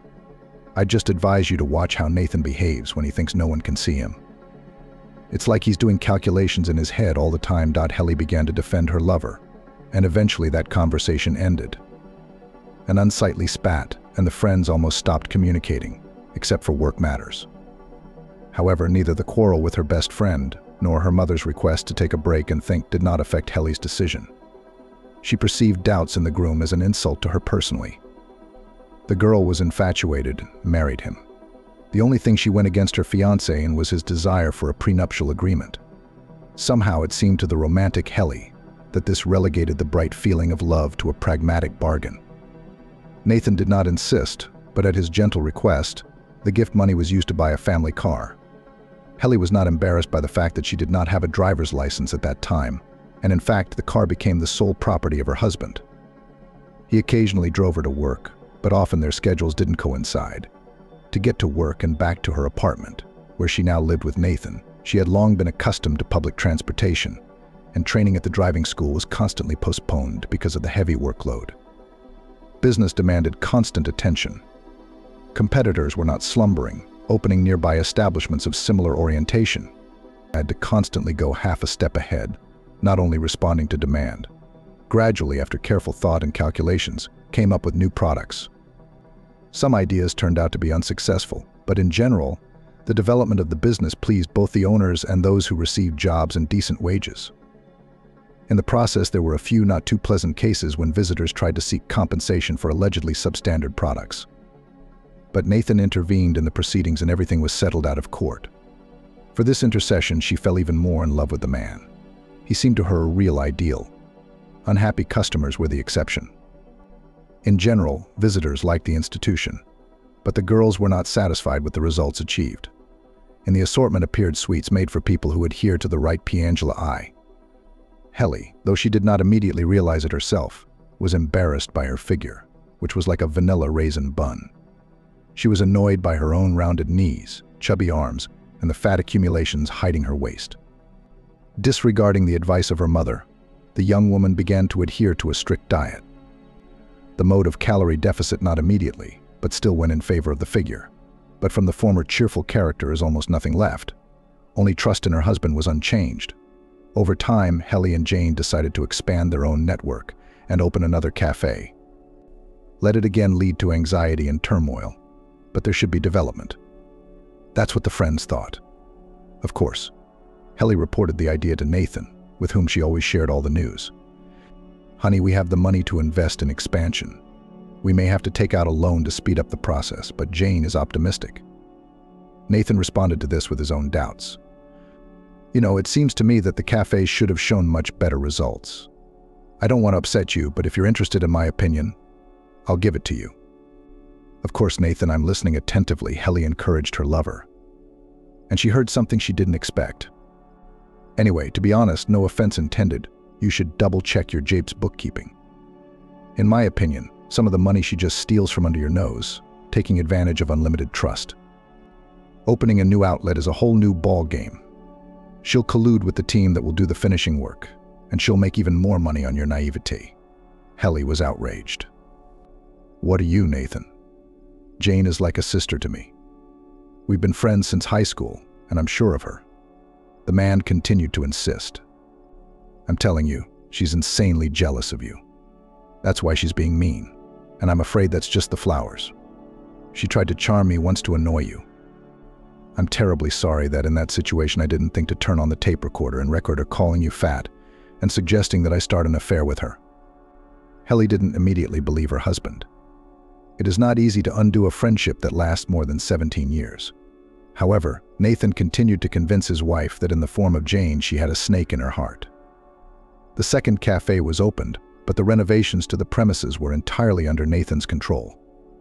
Jane often complained to Helen that the estimate seemed excessive, but her friend reassured her that Nathan knew what he was doing. The stubborn Jane pointed both her friend and her husband to the lines in the printed table. She openly said that some of the items were not very real at all. But she earned only a scornful comment from Nathan, "Of course, you can only see the numbers. You probably compared them with the cost of services of some foreigners who don't understand English and took the prices of goods from old advertisements, so you think you're someone else. What an expert in heels. Jane wanted to get into a verbal fight with her friend's husband, but Helen, trying to smooth over the emerging conflict, intervened in the dispute. "Oh, I'd invite you over, but my wife's mother might show up at the apartment at the worst possible moment." "Of course she would. She's got a daughter coming the day after tomorrow. She's thinking of all sorts of fatty goodies. She's a toad herself, so she raised her son and daughter the same way. You're not quite fair. Yours has been noticeably similar lately. A scrawny cow is not a reverent doe. Her skin is weathered, though she's trying to do some exercises, but her temper's gotten nasty. It's like you're not a woman, but a feast of body and soul. I myself want to enjoy your company in a comfortable environment. But for now, I have to hide." Helen held only on moral willpower. There was a great desire to appear in front of the lovers and express their indignation, not shy in expressions. However, Angela's next phrase literally made her gravitate to the floor. Helen should preferably be cremated. Then it would be possible to live without fear. After all, in this case, no one will not be able to find out the true cause of death. You're a dangerous little thing. Do you watch a lot of detective movies? I guess you're right. Cremation is the perfect way to hide the loose ends. I'll probably have to talk to her parents about burial arrangements. But I think I can convince them to go with what I suggest. It is unpleasant that they too will be heirs of the first turn, but it is also solvable. Again, from the loss of my beloved only daughter, there's not much that can happen. I believe you will think of everything in the best way. An enthusiastic Brew called out to Angela. There was the sound of kissing and instinctively staggered from the revulsion that seized her. Helen snagged a water bottle that had appeared on the floor, which must have been left by the builders. "Oh, Nathan," Angela exclaimed, "I think I heard a noise in the next room." "Come on, it's nothing. The builders have long gone. Maybe the mouse, because of the sloppiness of unscrupulous exterminators, survived. Started to calm the mistress, Nathan. I think you just imagined it, but don't be nervous and don't get distracted. We have better things to do than chase mice, my kitty." Helen even covered her mouth with her hand to keep from screaming with resentment and disgust at the luscious intonation of her husband's voice. Angela continued to insist. "Please go and see what's out there. I can't relax thinking that someone is around, or even peeking at us." Not waiting for her to persuade the man to check the room, Helen hurried away quietly so as not to give away in any way that she was here and heard such an unpleasant conversation. Wiping away her tears, Helen picked up her phone and looked online to verify her husband's words. It turned out to be just as he had said. Since they have not yet decided to have a child, then if something happens, and the first line heirs will be her parents and the cunning, sneaky Nathan. The woman was horrified. So her mom and dad are also at risk. There was no doubt left it was necessary to strike a blow against the traitors. Can't risk her parents, worry them too. Can't go home and pretend to her husband that she missed him, that she was glad to see him, and that everything between them was still the same. Helen was not able to. Ironically, the only person to whom a woman treacherously betrayed by a supposedly loving husband and seemingly reliable employee could turn for help was Jane. But how would her once resentful friend treat the request to at least listen and give sound advice? Almost without breathing, Helen listened to the long beeps. Then, finally, an energetic greeting came from the speakers. "Hello. Ooh. Jane, please forgive me for everything. You were completely right. I'm in such a situation that I'm scared. Terribly scared. Please, let's meet. I can't tell you everything over the phone." Whether Jane had forgiven her friend or gloated, Helen didn't care. What mattered was that she heard the words that were so important to her. "All right, come on over. You probably haven't forgotten the address. It's just in time for my parents to go on vacation. Otherwise, they probably wouldn't have let you in." Unlike her friend, Jane didn't want to live apart from her mom and dad. She thought with her rational mind that there was no point in getting involved in mortgage bondage, and it was better to save the necessary amount little by little, so as not to overpay. Soon Helen was already sitting in the cozy kitchen under the measured ticking of the ancient clock, which since the childhood of girlfriends were already in this very place. And having told about her problem, summarized this as such nonsense. "You can rightfully say that you warned me that you should not fully trust Nathan. I was wrong, and I'm surprised I didn't notice what kind of person he really is. I guess the whole staff knows about his affair with Angela, except for me." Jane shook her head as she listened to her friend without interrupting. "Even I didn't expect this from your husband, even though I've seen that he's a real scoundrel without principles or morals. I didn't think he'd be willing to do such a thing for profit. But I can't imagine how you're going to do it now. Most likely the time is very little, because they have already decided everything, judging by what you say. Sorry, I will say not the most pleasant things, but if they agree on cremation, then, most likely, as a way of your elimination will be chosen poisoning.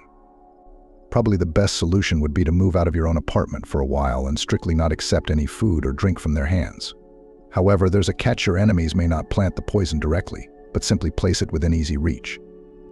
Going to the police is probably futile and maybe even more dangerous than dealing with it yourself. As I understand it, you did not make a record of the conversation between your husband and his mistress. And on top of all this, he may still have friends in the police. It's your word against his word. That's not a good bet. He's a lawyer, and things may not work out in your favor. I'm also worried that your parents are at risk. Even if you leave as if on a long business trip or on vacation, they can rearrange their plans and deal with Uncle Sasha and Aunt Masha, who, if you happen, what would be heirs first in line. I pity them, and you too, to be honest, got into this, his Nathan. Now we'll have to do our best to get out of it unscathed. So you can't run away directly, and right now. It's not safe to cause a scandal either. Who knows how a sweet couple of lovers will act then? We'll have to win by stealth, but we must think it over very well. The friends began to think of options, but the conversation was interrupted by the trill of a smartphone. It was Nathan calling. The wife decided not to talk to him for a long time, so that the man would not guess that she knew something, and quickly ended the conversation. "I'm terribly tired today. See you tomorrow." Making sure the call ended, Helen placed the smartphone on the table and fiddled with it, trying to hold back the tears bursting out. How can you lie so perfectly? If I didn't know he was dreaming of getting rid of me, I'd actually believe his words about the separation being unbearable for him. Lies so cynically, deceives, speaks tender words so unscrupulously, without even the slightest intonation revealing his true feelings and desire to destroy me. What sort of a man is he? Jane consoled the friend who had almost become an ex for good. You didn't listen to anyone's advice, but there's no time to regret the past. You have to do something in the present to avoid getting into an even worse situation. Helen was horrified by Jane's calm examination of the situation. All she could do was ask, "What am I supposed to do?"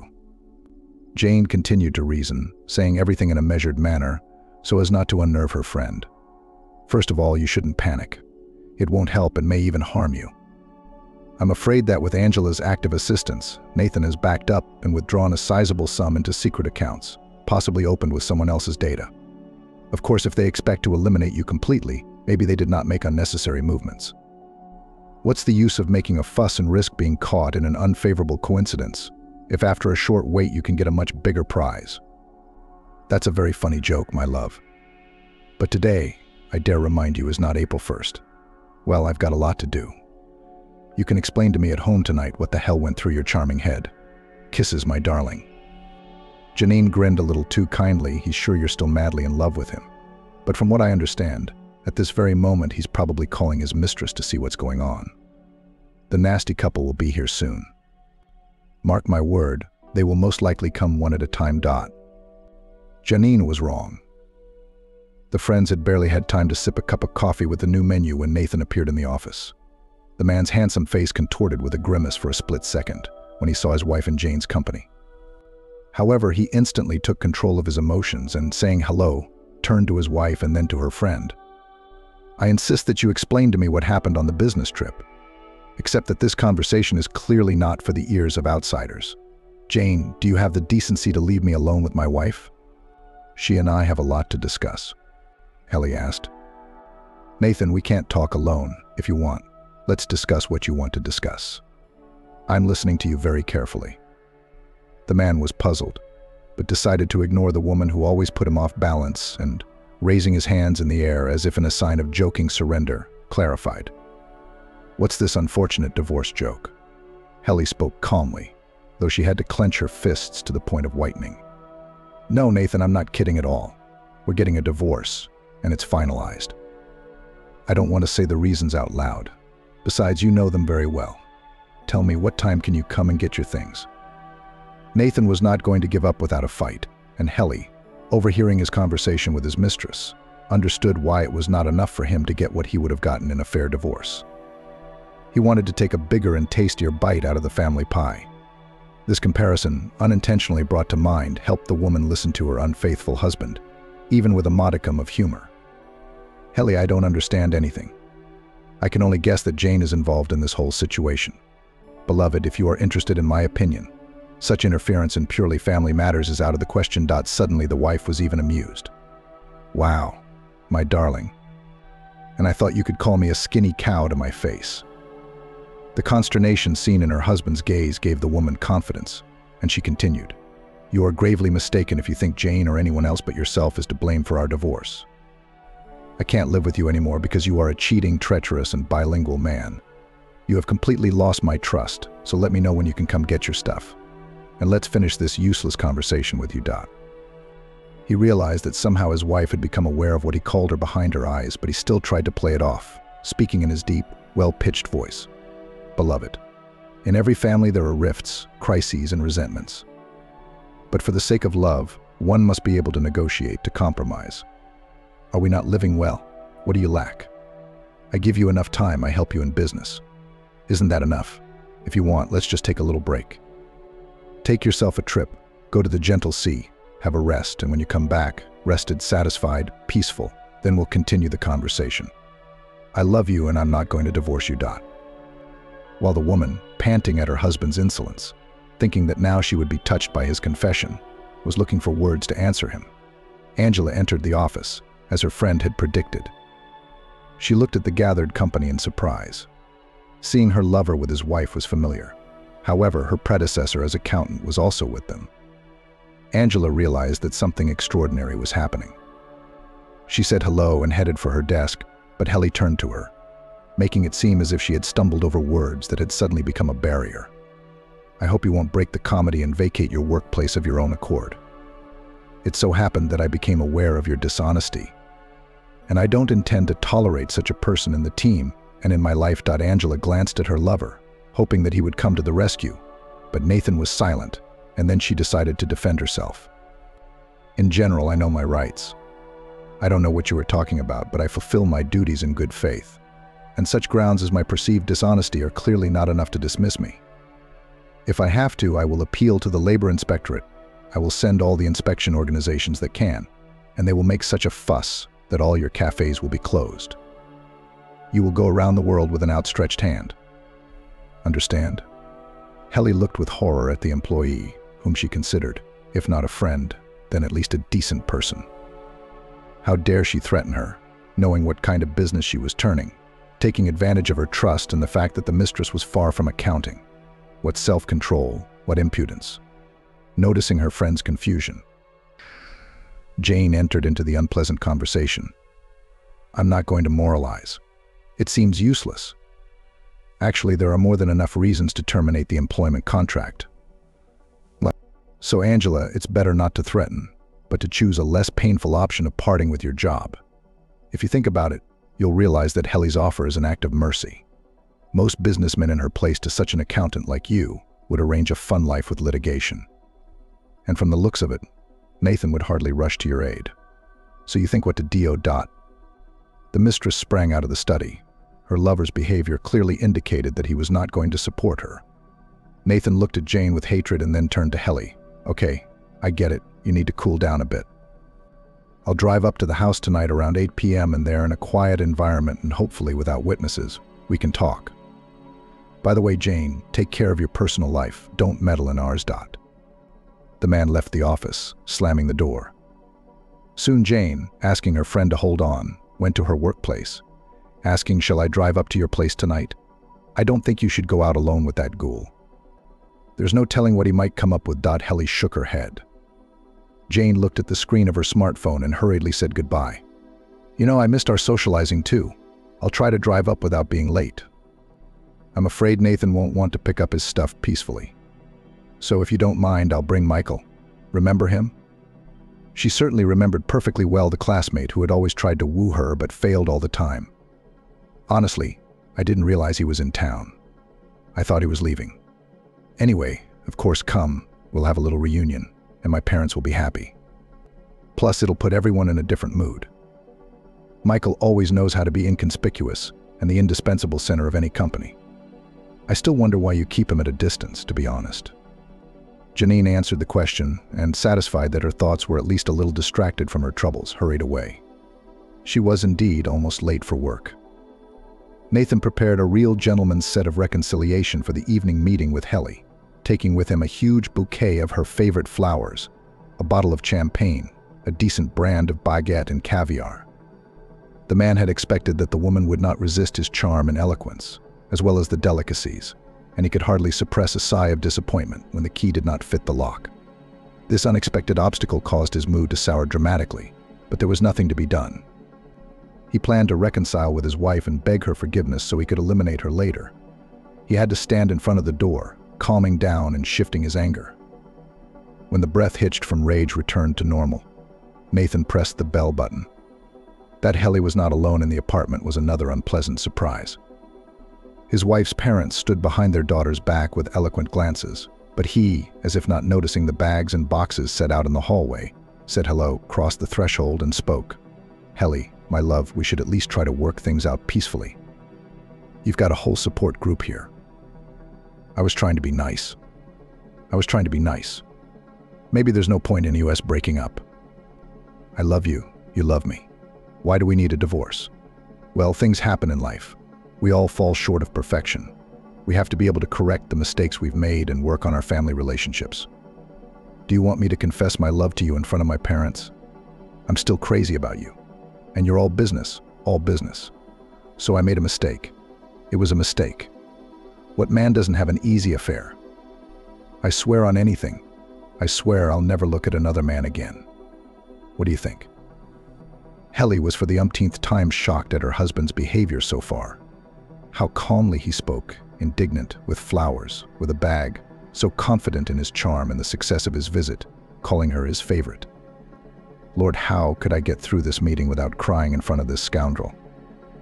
Helen grinned unhappily and replied, Here's what I'm thinking, Nathan. How did I manage to marry such a lying monster? Only about 24 hours ago, you and your mistress were planning to kill me, and now you're trying to make a good impression, to make up. You even swear, quite sincerely as it may seem, that you'll be faithful. Good thing I didn't say till death do us part. In the context of what I heard last night, that wouldn't even be funny. Get your stuff and get out of my life. Just so you know, If you keep doing bad things, you'll be dealt with. I'm taking a chance on a peaceful resolution. The irritation that Nathan was trying so hard to hide came out. I understand that these bags, so kindly packed so as not to waste my time, contain only clothes. Actually, as my official husband, I'm entitled to some of the equipment as well. Did you really expect me to just take away just the clothes? But that's not even serious. You can't equate nobility with stupidity. I'll take everything I'm legally entitled to. So if you don't want to waste your nerves, we'll settle this amicably. Here's how it works. I'll take everything I'm entitled to and we'll have a quiet divorce. My father intervened in the conversation. Honey, you're the one with the law degree. Remind me what the punishment is for planning a crime, committing a crime by a group of people in a conspiracy. You still want the equipment. What would you need it for in prison, can you tell me? While his son-in-law was thinking how to respond, this is a more than serious accusation. Michael, whom he did not notice at first, almost under his elbow, but without using brute force, took the man out of the apartment of his almost ex-wife. The bags were also found on the stairwell. Separately, Helen took out a boxed set, presented at the wedding by her mother-in-law, then ran back into the room and took out a sturdy bag with a game console, which she had given to her once adored husband. Cheer. There are discs in the bag too, have fun. But don't even try to reconnect with me. It's over. I realize it's foolish to count on your decency, but please don't bother me anymore. Enough for the sake of all that between us was good, bright, joyful. Don't make any calls. Nathan answered nothing and, abruptly taking, almost snatching from Helen's hands the objects dear to him, turned around and went to the elevator. Yes, going to meet his wife, he had expected a very different result. During the day, when Helen said unflattering epithets for herself, he hoped that someone from the staff told the woman about the offensive words in her address. Now it was clear the wife found out about the insidious plan to eliminate her. Angela had been right to be worried about the strange noise. I should have gone yesterday to see what was going on. Maybe the situation would have turned out in his favor. Now the only thing left to do was to carry his bags and go to his mistress. The people left in the apartment were in a good mood. Mary, Nathan, and Alex, speaking one by one, suggested stay with us for a while, Helen, until everything calms down. And let's all come to our place now. We have our specialty dumplings. Just yesterday we made a freezer full of them. Michael smiled broadly, instantly remembering the hospitality of his former classmate's house, but he didn't answer, leaving Helen and Jane to decide. Helen and Jane nodded in agreement. Indeed, the woman, betrayed by her husband, now perceived her apartment as desecrated. She decided to renovate, at least cosmetically, and rearrange the furniture. She wanted to update the furnishings as much as possible, so that nothing reminded her of her not-too-long marriage. Having voiced her thoughts, the woman received the enthusiastic support of relatives and friends. Michael promised that in the near future he would call a reliable acquaintance who is engaged in repair and will be able to carry out the update without nervousness.